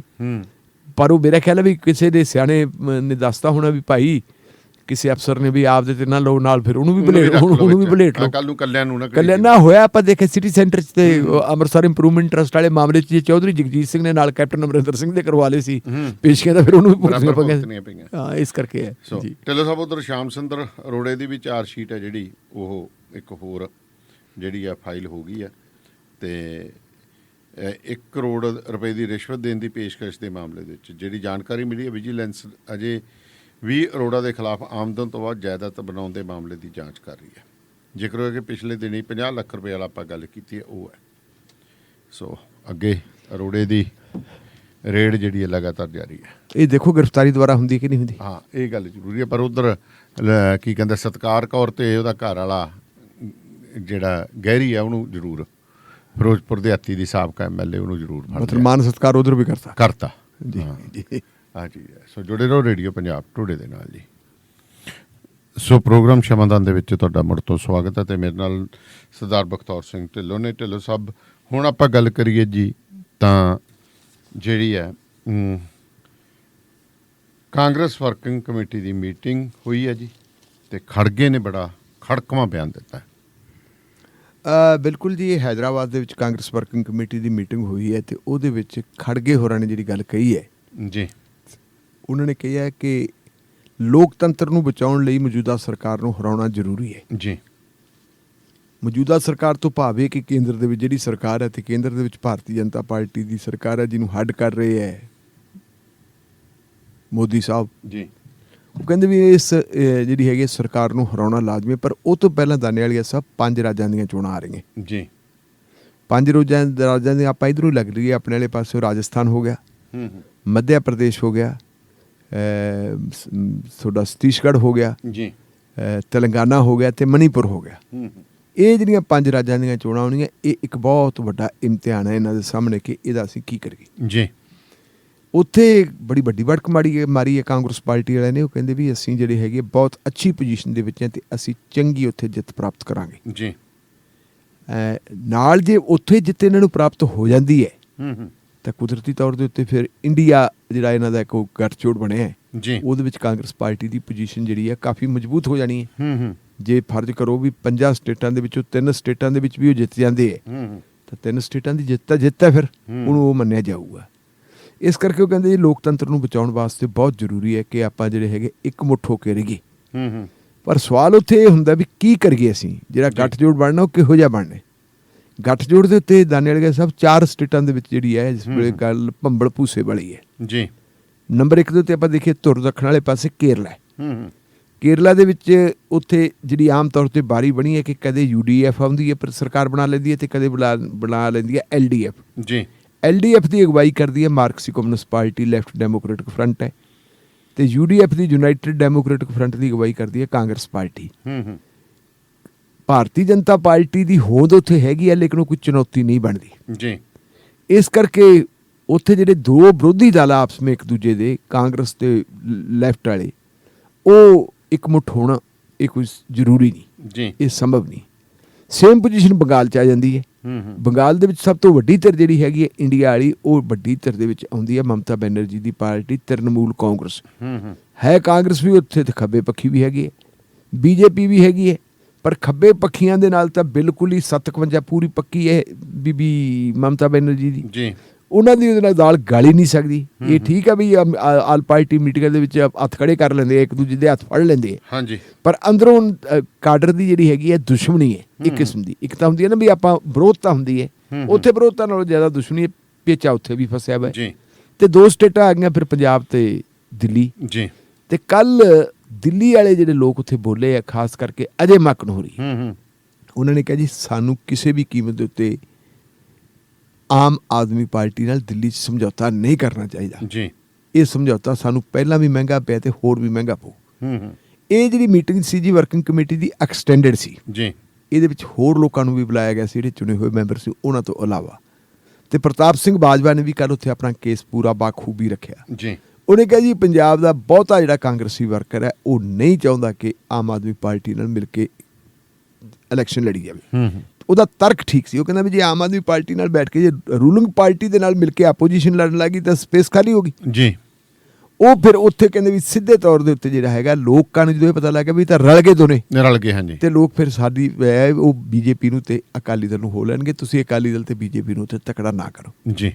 ਕਿਹਾ ਗਿਆ ਕਿ ਮੱਲਕਾਰਜੁਨ ਖੜਗੇ ਨੇ ਇੱਥੇ ਕਿਹਾ ਕਿ ਕੋਈ ਗੱਲ ਨਹੀਂ, ਜਦੋਂ ਅਸੀਂ ਕੋਈ ਫੈਸਲਾ ਕਰਾਂਗੇ ਤੁਹਾਨੂੰ ਬੁਲਾਵਾਂਗੇ ਤੇ ਤੁਹਾਡੀ ਅਸੀਂ ਰਾਏ ਲਵਾਂਗੇ। ਇਹਦਾ ਮਤਲਬ ਹੈ ਵੀ ਕੁੱਲ ਮਿਲਾ ਕੇ ਜਿਹੜੀ ਉਹਨੇ ਹੁਣ ਇਸ ਗੱਲ ਤੇ ਜ਼ੋਰ ਦਿੱਤਾ ਨਾ ਕਿ ਆਪਾਂ ਜਿਹੜਾ ਹੈਗਾ ਸਰਕਾਰ ਨੂੰ ਹਰਾਈਏ, ਇਸ਼ਾਰਾ ਤਾਂ ਉਹਦਾ ਇਹ ਵੀ ਬਣਦਾ ਕਿ ਸਾਰਾ ਜਿਹੜਾ ਗੱਠਜੋੜ ਬਣਿਆ ਤੇ ਉਸ ਗੱਠਜੋੜ ਨੂੰ ਆਪਾਂ ਇੱਕ ਮੁੱਠ ਕਰਕੇ ਕਰੀਏ ਸਾਰਾ ਜੀ। ਪਰ ਇਹ ਇਕੱਲੀ ਗੱਠਜੋੜ ਤੱਕ ਸੀਮਤ ਨਹੀਂ ਗੱਲ, ਅਸਲ ਦੇ ਵਿੱਚ ਜਿਹੜੀ ਹੈ ਸਾਰਾ ਦਾਰੋਮਦਾਰ ਇਸ ਗੱਲ ਦੇ ਉੱਤੇ ਹੈ ਕਿ ਆਪਦੀ ਯੂਨਿਟੀ ਰੱਖੋ, ਏਕਾ ਰੱਖੋ ਤੇ ਲੜਾਈ ਦੇਖੋ 5 ਸਟੇਟਾਂ ਦੀ ਕੀ ਹੈ। 5 ਸਟੇਟਾਂ ਦੇ ਵਿੱਚੋਂ ਜਿਹੜੀ ਤਸਵੀਰ ਸਾਹਮਣੇ ਆਊਗੀ ਨਾ, ਮੇਰਾ ਮੰਨਣਾ ਹੈ ਜੋ ਮਰਜ਼ੀ ਕਹੀ ਜਾਂਦੀ ਆ, ਸਮਝੌਤਾ ਹੋ ਗਿਆ ਕਿ ਇਹ 5 ਸਟੇਟਾਂ ਦਾ ਰਿਜ਼ਲਟ ਆਉਣ ਤੋਂ ਪਹਿਲਾਂ ਕੋਈ ਸਮਝੌਤਾ ਨਹੀਂ ਹੁੰਦਾ, ਅਲੱਗ-ਅਲੱਗ ਰੱਖਣਗੇ। ਤੇ ਬਹੁਤੇ ਥਾਵਾਂ ਤੇ ਲੱਗਦਾ ਇਹ ਹੈ ਕਿ ਜਿੱਥੇ ਬੀਜੇਪੀ ਕਮਜ਼ੋਰ ਹੈ ਉੱਥੇ ਸ਼ਾਇਦ ਇਹ ਵੀ ਫੈਸਲਾ ਕਰ ਲਵੇ ਇੰਡੀਆ ਫਰੰਟ ਵਾਲੇ ਵੀ ਕਿ ਆਪਾਂ ਆਪਸ ਵਿੱਚ ਇੱਕ ਦੂਜੇ ਨਾਲ ਲੜ ਪੈਨੇ, ਆਪਸ ਵਿੱਚ ਇੱਕ ਦੂਜੇ ਨਾਲ ਲੜ ਕੇ ਆਪਦੀਆਂ ਵੋਟਾਂ ਨਾ ਖਰਾਬ ਕਰੀਏ। ਬਾਅਦ ਦੇ ਵਿੱਚ ਚਾਹੇ ਤੁਸੀਂ ਜਿੱਤੀ ਗਏ ਚਾਹੇ ਅਸੀਂ ਜਿੱਤੀ, ਬੀਜੇਪੀ ਮਜ਼ਬੂਤ ਹੈ ਜਿੱਥੇ ਕਮਜ਼ੋਰ ਕੇ ਮਜ਼ਬੂਤ, ਜਿੱਥੇ ਬੀਜੇਪੀ ਕਮਜ਼ੋਰ ਆ ਉੱਥੇ ਲੜ ਗਏ। ਅੱਛਾ, ਉੱਥੇ ਲੜ ਗਏ ਆਪਸ ਵਿੱਚ। ਜਿੱਥੇ ਬੀਜੇਪੀ ਮਜ਼ਬੂਤ ਹੈ ਉੱਥੇ ਇਕੱਠੇ ਲੜ ਗਏ। ਹਾਂ, ਉਹੀ ਮੈਂ ਕਹਿ ਰਿਹਾ ਨਾ, ਕਮਜ਼ੋਰ ਵਾਲੇ ਥਾਂ ਤੇ ਆਪਸ ਵਿੱਚ ਲੜ ਪਈਏ। ਮੈਂ ਤਾਂ ਤੁਹਾਨੂੰ ਤੁਸੀਂ ਗਲਤ ਕਹਿ ਗਏ। ਨਹੀਂ, ਜਿੱਥੇ ਕਮਜ਼ੋਰ ਹੈਗੀ, ਹਾਂ ਕਮਜ਼ੋਰ ਹੈ ਉੱਥੇ ਆਪਸ ਵਿੱਚ ਲੜ ਪਈਏ, ਉੱਥੇ ਆਪਸ ਵਿੱਚ ਲੜ ਕੇ ਆਪਾਂ ਮਤਲਬ ਉਹਨਾਂ ਨੂੰ ਨਾ ਤਕੜੇ ਹੋਣ ਦੇਈਏ, ਬੀਜੇਪੀ ਨੂੰ ਨਾ ਤਕੜੇ ਹੋਣ ਦੇਈਏ। ਜਿੱਥੇ ਬੀਜੇਪੀ ਤਕੜੀ ਹੈ ਉੱਥੇ ਕਿਤੇ ਮੁਕਾਬਲੇ ਇੱਕ ਆ ਜਾਓ, ਕਿਉਂਕਿ ਉੱਥੇ ਤਾਂ ਲੜਾਈ ਬੀਜੇਪੀ ਨਾਲ ਹੈ ਸਿੱਧੀ। ਇੱਥੇ ਫਿਰ ਬੀਜੇਪੀ ਨਾਲ ਲੜਾਈ ਹੈ ਨਹੀਂ। ਜੇ ਪੰਜਾਬ 'ਚ ਆਪਾਂ ਕਰੀਏ ਤਾਂ ਬੀਜੇਪੀ ਨਾਲ ਲੜਾਈ ਕਿੱਥੇ? ਦਿੱਲੀ ਦੇ ਵਿੱਚ ਬੀਜੇਪੀ ਨਾਲ ਲੜਾਈ ਹੈ, ਪੰਜਾਬ ਦੇ ਵਿੱਚ ਜੇ ਦਿੱਲੀ ਦੇ ਵਿੱਚ ਆਪਾਂ ਅਕਾਲੀ ਦਲ ਨਾਲ ਲੜਾਈ ਕਰੀਏ ਤੇ ਕਿੱਥੇ? ਲੜਾਈ ਤਾਂ ਹੈ ਨਹੀਂ ਗੀ ਜੀ। ਇਸ ਕਰਕੇ ਹਾਂਜੀ ਤੇ ਹਾਂਜੀ ਕਰਿਓ ਮੈਂ ਥੋੜਾ ਜਿਹਾ ਹਾਂ ਮੈਂ ਇਸ ਕਰਕੇ ਮੈਨੂੰ ਤਾਂ ਇਹ ਲੱਗਦਾ ਕਿ ਇਹ ਮਾਮਲਾ ਜਿਹੜਾ 5 ਸਟੇਟਾਂ ਦੀਆਂ ਚੋਣਾਂ ਤੋਂ ਬਾਅਦ ਜਿਹੜਾ ਨਾ ਉਸ ਵੇਲੇ ਫਿਰ ਬੜਾ ਕੁਝ ਨਿਕਲੂਗਾ। ਅਗਲੀ ਗੱਲ ਜੀ, ਅੱਜ ਮੇਰੇ ਖਿਆਲ ਪਾਰਲੀਮੈਂਟ ਦਾ ਸੈਸ਼ਨ ਵੀ ਸ਼ੁਰੂ ਹੋ ਗਿਆ ਤੇ ਦਾਨੇਵਾਲੀਆ ਸਾਹਿਬ ਦੇ ਨਾਲ ਇੱਕ ਵੈਸੇ ਤਾਂ ਆਪਾਂ ਗੱਲ ਅੱਗੇ ਕਰਨੀ ਹੈ ਪਰ ਮੈਂ ਇੱਕ ਗੱਲ ਕਰਦਾ ਨਿਕਲ ਨਾ ਜਾਵੇ ਦਿਮਾਗ ਚੋਂ ਵੀ ਜਿਹੜਾ ਪਾਰਲੀਮੈਂਟ ਦੇ ਦੋਨਾਂ ਸੈਕਟਰੀਏਟ ਵੱਲੋਂ ਇੱਕ ਜਿਹੜੀ ਹੈਗੀ ਹੈ ਪੱਤਰ ਜਾਰੀ ਹੋਇਆ, ਉਸ ਪੱਤਰ ਦੇ ਰਾਹੀਂ ਲੋਕ ਸਭਾ ਤੇ ਰਾਜ ਸਭਾ ਦੇ ਮੈਂਬਰਾਂ ਨੂੰ ਸਵੇਰੇ ਬੁਲਾਇਆ ਸੀ ਕਿ ਟਾਈਮ ਨਾਲ ਆ ਜਾਓ 9:30 ਵਜੇ ਤੇ ਇੱਕ ਜਿਹੜੀ ਹੈਗੀ ਯਾਦਗਾਰੀ ਫੋਟੋ ਕਰਨੀ ਹੈ। ਅੱਛਾ ਦਾਨੇਵਾਲੀਆ ਜੀ, ਆਪਾਂ ਵੀ ਸਕੂਲਾਂ 'ਚ ਕਾਲਜਾਂ 'ਚ ਪੜ੍ਹੇ ਆ, ਯਾਦਗਾਰੀ ਫੋਟੋ ਤਾਂ ਉਦੋਂ ਕਰਦੇ ਹੁੰਦੇ ਵੀ ਭਾਈ ਆਪਣਾ ਆਖਰੀ ਸੈਸ਼ਨ ਹੈ ਤੇ ਮੈਨੂੰ ਇਹ ਲੱਗਦੀ ਹੈ ਵੀ ਜਿਹੜਾ ਅੱਜ ਯਾਦਗਾਰੀ ਸੈਸ਼ਨ ਹੋ ਗਿਆ ਨਾ, ਸ਼ਾਇਦ ਆਹ ਸੈਸ਼ਨ ਜਿਹੜਾ ਸਪੈਸ਼ਲ ਹੈ ਲਾਸਟ ਹੀ ਹੋਵੇ। ਇਹ ਵੀ ਹੋ ਸਕਦਾ ਕਿ ਮੋਦੀ ਸਾਹਿਬ ਐਲਾਨ ਕਰ ਦੇਣ 22 ਤਾਰੀਖ ਨੂੰ ਜਿੱਦੇ ਸਮਾਪਤ ਹੋਣਾ ਵੀ ਲਓ ਜੀ ਲੋਕ ਸਭਾ ਭੰਗ ਤੇ ਆ ਜਾਓ ਚੋਣਾਂ 'ਚ ਉਦੋਂ ਫਿਰ ਹਾਲਾਤ ਕੁਝ ਹੋਰ ਹੋ ਸਕਦੇ, ਕੁਝ ਵੀ ਹੋ ਸਕਦਾ। ਤੇ ਉਧਰ ਫਿਰ ਇਹਨਾਂ ਨੇ ਸਰਬ ਭਾਰਤੀ ਤੁਸੀਂ ਇਹਨਾਂ ਨੇ ਕੀਤਾ ਵੀ ਆਖਰੀ ਤਸਵੀਰ ਤੱਕ ਖਿਚਾ ਲਈ ਤੇ ਨਾਲ ਦੀ ਨਾਲ ਫਿਰ ਆਖਰੀ ਸਰਬ ਭਾਰਤੀ ਪਾਰਟੀ ਮੀਟਿੰਗ ਵੀ ਸੱਦ ਲਈ। ਫਿਰ ਸਰਬ ਪਾਰਟੀ ਮੀਟਿੰਗ ਕੱਲ੍ਹ ਹੀ ਸੱਦ ਲਈ ਸੀ ਜੀ। ਸਰਬ ਪਾਰਟੀ ਮੀਟਿੰਗ ਇੱਕ ਇਹ ਰਵਾਇਤ ਬਣੀ ਵੀ ਹੈ ਕਿ ਜਦੋਂ ਲੋਕ ਸਭਾ ਪਾਰਲੀਮੈਂਟ ਦਾ ਸੈਸ਼ਨ ਜੁੜਦਾ ਹੈ ਕਿ ਠੀਕ ਤਰੀਕੇ ਨਾਲ ਕੰਮ ਧੰਦਾ ਚੱਲੇ ਬਗੈਰ ਕਿਸੇ ਅੜਿੱਕੇ ਤੋਂ ਇੱਕ ਦੂਜੇ ਦੇ ਪ੍ਰਤੀ ਮਤਲਬ ਤੁਸੀਂ ਕ੍ਰਿਟਿਸਿਜ਼ਮ ਕਰੋ, ਸਾਰਾ ਕੁਝ ਕਰੋ, ਲੇਕਿਨ ਰੁਕਾਵਟ ਨਾ ਪਵੇ ਕਿਸੇ ਕਿਸਮ ਦੀ। ਇੱਕ ਸਾਂਝੀ ਜੀ ਗੱਲ ਬਣਾ ਲਈਏ ਕਿ ਆਪਾਂ ਕਾਹਦੇ ਤੇ ਵਿਚਾਰ ਕਰਨੇ। ਤਾਂ ਕੱਲ ਜਦੋਂ ਹੁਣ ਅਜੇ ਤੱਕ ਏਜੰਡਾ ਤਾਂ ਅਜੇ ਵੀ ਜਾਰੀ ਨਹੀਂ ਕੀਤਾ ਸਰਕਾਰ ਨੇ, ਸੈਸ਼ਨ ਅੱਜ ਸ਼ੁਰੂ ਹੋ ਗਿਆ ਜੀ, ਸੈਸ਼ਨ ਸ਼ੁਰੂ ਹੋ ਗਿਆ, ਏਜੰਡਾ ਜਾਰੀ ਨਹੀਂ ਕੀਤਾ। ਇਹ ਜ਼ਰੂਰ ਕਹਿਤਾ ਪ੍ਰਧਾਨ ਮੰਤਰੀ ਸਾਹਿਬ ਨੇ ਕਿ ਬੜੇ ਮਹੱਤਵਪੂਰਨ ਜਿਹੜੇ ਹੈਗੇ ਫੈਸਲੇ ਹੋਣੇ ਆ ਇਸ ਸੈਸ਼ਨ ਦੇ ਵਿੱਚ।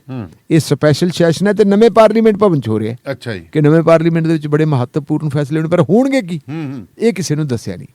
ਪਰ ਉੱਥੇ ਕੱਲ ਆਪੋਜੀਸ਼ਨ ਵਾਲਿਆਂ ਨੇ ਖਾਸ ਕਰਕੇ ਕਾਂਗਰਸ ਪਾਰਟੀ ਨੇ ਇਹ ਗੱਲ ਰੱਖੀ ਸੀ ਕਿ ਜਿਹੜੀਆਂ ਬੀਬੀਆਂ ਨੇ ਇਹਨਾਂ ਨੂੰ ਰਿਜ਼ਰਵੇਸ਼ਨ ਦਿੱਤੀ ਜਾਵੇ ਜੀ। ਇਹ ਦਾਨੇਵਾਲੀਆ ਜੀ ਤੁਹਾਡੇ ਯਾਦ ਹੋਣਾ ਇੱਕ ਵਾਰੀ ਪਹਿਲਾਂ ਵੀ ਰਿਜ਼ਰਵੇਸ਼ਨ ਵਾਲਾ ਇਹ ਮਾਮਲਾ ਆ ਗਿਆ ਸੀ ਡਾਕਟਰ ਮਨਮੋਹਨ ਸਿੰਘ ਦੀ ਸਰਕਾਰ ਵੇਲੇ, ਉਦੋਂ ਰਾਜ ਸਭਾ 'ਚੋਂ ਪਾਸ ਹੋ ਗਿਆ ਸੀ। ਅੱਛਾ ਜੀ, 33% ਰਿਜ਼ਰਵੇਸ਼ਨ ਦਿੱਤੀ ਜਾਵੇ, ਲੇਕਿਨ ਲੋਕ ਸਭਾ 'ਚੋਂ ਪਾਸ ਨਹੀਂ ਹੋਇਆ।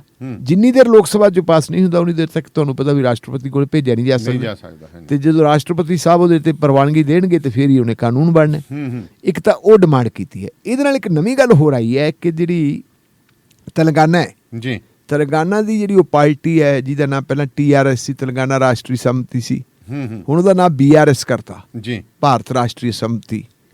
ਉਹਦੇ ਜਿਹੜੇ ਲੀਡਰ ਹੈ ਕੇ ਚੰਦਰ ਸ਼ੇਖਰ ਰਾਓ, ਉਹਨਾਂ ਦੀ ਬੇਟੀ ਹੈ ਕਵਿਤਾ। ਅੱਛਾ, ਕਿ ਕਵਿਤਾ ਜੀ ਨੂੰ ਆ ਪਿੱਛੇ ਜੇ ਉਹ ਦਿੱਲੀ ਵਾਲੇ ਸ਼ਰਾਬ ਸਕੈਂਡਲ ਦੇ ਵਿੱਚ ਵੀ ED ਵਾਲਿਆਂ ਨੇ ਸਮਨ ਕੱਢੇ ਸੀ ਕਿ ਆਓ ਜੀ ਤੁਸੀਂ ਜੀ। ਉਹਨੇ ਕੱਲ ਇਹ ਗੱਲ ਕਹੀ ਹੈ ਕਿ ਮੈਂ ਜਿਹੜੀ ਹੈ ਕਾਂਗਰਸ ਪਾਰਟੀ ਦੀ ਵਰਕਿੰਗ ਕਮੇਟੀ ਦੇ ਵਿੱਚ ਵੀ ਇਹ ਮਤਾ ਪਾਸ ਹੋਇਆ ਕਿ ਔਰਤਾਂ ਨੂੰ ਜਿਹੜੀ ਹੈਗੀ ਰਿਜ਼ਰਵੇਸ਼ਨ ਦਿੱਤੀ ਜਾਵੇ। ਉਹ ਕਹਿੰਦੀ ਵੀ ਮੈਂ ਇਹਦੀ ਹਮਾਇਤ ਕਰਦੀ ਹਾਂ, ਸ਼ਲਾਘਾ ਕਰਦੀ ਹਾਂ ਤੇ ਮੈਨੂੰ ਉਮੀਦ ਹੈ ਕਿ ਕਾਂਗਰਸ ਪਾਰਟੀ ਨੇ ਜਿਵੇਂ ਆਪਦੀ ਵਰਕਿੰਗ ਕਮੇਟੀ 'ਚ ਰੈਜ਼ੋਲੂਸ਼ਨ ਪਾਇਆ ਤੇ ਲੋਕ ਸਭਾ ਦੇ ਵਿੱਚ ਵੀ ਇਵੇਂ ਜਾਊਗਾ। ਹੁਣ ਦਾਨੇਵਾਲੀਆ ਜੀ, ਜੇ ਲੋਕ ਸਭਾ ਦੇ ਵਿੱਚ ਇਹ ਆਉਂਦਾ ਹੈ ਮਾਮਲਾ ਜੀ ਤਾਂ ਫਿਰ ਇਹ ਤੇ ਸਰਬਸੰਮਤੀ ਹੋ ਸਕਦੀ ਹੈ, ਪਰ ਭਾਰਤੀ ਜਨਤਾ ਪਾਰਟੀ ਨੇ ਕਿਹਾ ਪ੍ਰੋਪਰ ਸਮਾਂ ਆਉਣ ਤੇ ਹੂੰ ਪ੍ਰੋਪਰ ਫੈਸਲਾ ਲਵਾਂਗੇ। ਜੀ। ਇਹਦਾ ਮਤਲਬ ਅਜੇ ਉਹਨਾਂ ਦਾ ਇਰਾਦਾ ਹੈ ਨਹੀਂ ਇਹ ਕਰਨ ਦਾ। ਦੇਖਦੇ ਆ ਕੀ ਹੁੰਦਾ ਅੱਗੇ, ਅਜੇ ਹੋਰ ਕੀ ਹੁੰਦਾ। ਪਰ ਵੱਡੀ ਗੱਲ ਹੈ ਵੀ ਹੁਣ ਸਾਰੀਆਂ ਨਜ਼ਰਾਂ ਅਗਲੇ 4 ਦਿਨਾਂ ਦਾ ਜਿਹੜਾ ਸਮਾਗਮ ਆ ਉੱਥੇ ਤੇ ਲੱਗੀਆਂ ਰਹਿਣਗੀਆਂ ਜੀ ਵੀ ਕੀ ਬਣਦਾ ਕੀ ਕੁਛ ਹੁੰਦਾ, ਕਿਉਂਕਿ ਇਹ ਜਿਹੜੇ 4 ਦਿਨਾਂ ਦਾ ਸਮਾਗਮ ਅੱਜ ਵਾਲਾ ਤਾਂ ਗਿਆ। ਹਾਂਜੀ ਅੱਜ ਤਾਂ ਮਤਲਬ ਉਹਨਾਂ ਨੇ ਪੁਰਾਣੀ ਪਾਰਲੀਮੈਂਟ 'ਚ ਜਿਹੜੀ ਬਿਲਡਿੰਗ ਹੈ ਜੀ ਉੱਥੇ ਜੁੜੇ ਤੇ ਕੱਲ੍ਹ ਨੂੰ ਨਵੀਂ ਬਿਲਡਿੰਗ ਚਲੇ ਜਾਣੇ। ਹੂੰ ਝੰਡਾ ਝਲਾਤਾ ਸੀ ਕੱਲ੍ਹ। ਜੀ ਤੇ ਪਰ ਜਿਹੜੇ ਅਧੀਰ ਰੰਜਨ ਚੌਧਰੀ ਹੈ ਲੋਕ ਸਭਾ ਦੇ ਵਿੱਚ ਕਾਂਗਰਸ ਪਾਰਟੀ ਦੇ ਲੀਡਰ, ਹੂੰ ਉਹਨਾਂ ਨੇ ਕਿਹਾ ਜੀ ਕਿਸੇ ਨੂੰ ਕੁਝ ਨਹੀਂ ਪਤਾ ਕਿ ਇਸ ਸੈਸ਼ਨ ਦੇ ਵਿੱਚ ਹੋਣਾ ਕੀ ਹੈ। ਜੀ ਜੀ ਅਨਪ੍ਰੈਡਿਕਟਿਵ ਕਹਿੰਦੇ ਇਹ ਜਿਹੜਾ ਹੈਗਾ ਸੈਸ਼ਨ ਹੈ, ਜੀ ਕਿਹੜੇ ਵੇਲੇ ਕੀ ਮੋਦੀ ਸਾਹਿਬ ਨੂੰ ਪਤਾ ਵੀ ਉਹਨਾਂ ਦੇ ਚੇਤੇ ਕੀ ਹੈ ਤੇ ਕੀ ਪਾਸ ਕਰਵਾਉਣਾ ਤੇ ਕੀ ਨਹੀਂ। ਜੀ ਸੋ ਪ੍ਰੋਗਰਾਮ ਸਮਾਧਾਨ ਇੱਥੇ ਹੀ ਸਮਾਪਤ ਕਰਨ ਦੀ ਤੁਹਾਡੇ ਤੋਂ ਆਗਿਆ ਲੈਂਦੇ ਹਾਂ ਜੀ। ਸੋ ਜੁੜੇ ਰਹੋ ਰੇਡੀਓ ਪੰਜਾਬ ਟੂਡੇ ਦੇ ਨਾਲ, ਫਿਰ ਮੁਲਾਕਾਤ ਹੋਏਗੀ। ਤਦ ਤੱਕ ਦੇ ਲਈ ਤੁਹਾਡੇ ਤੋਂ ਇਜਾਜ਼ਤ।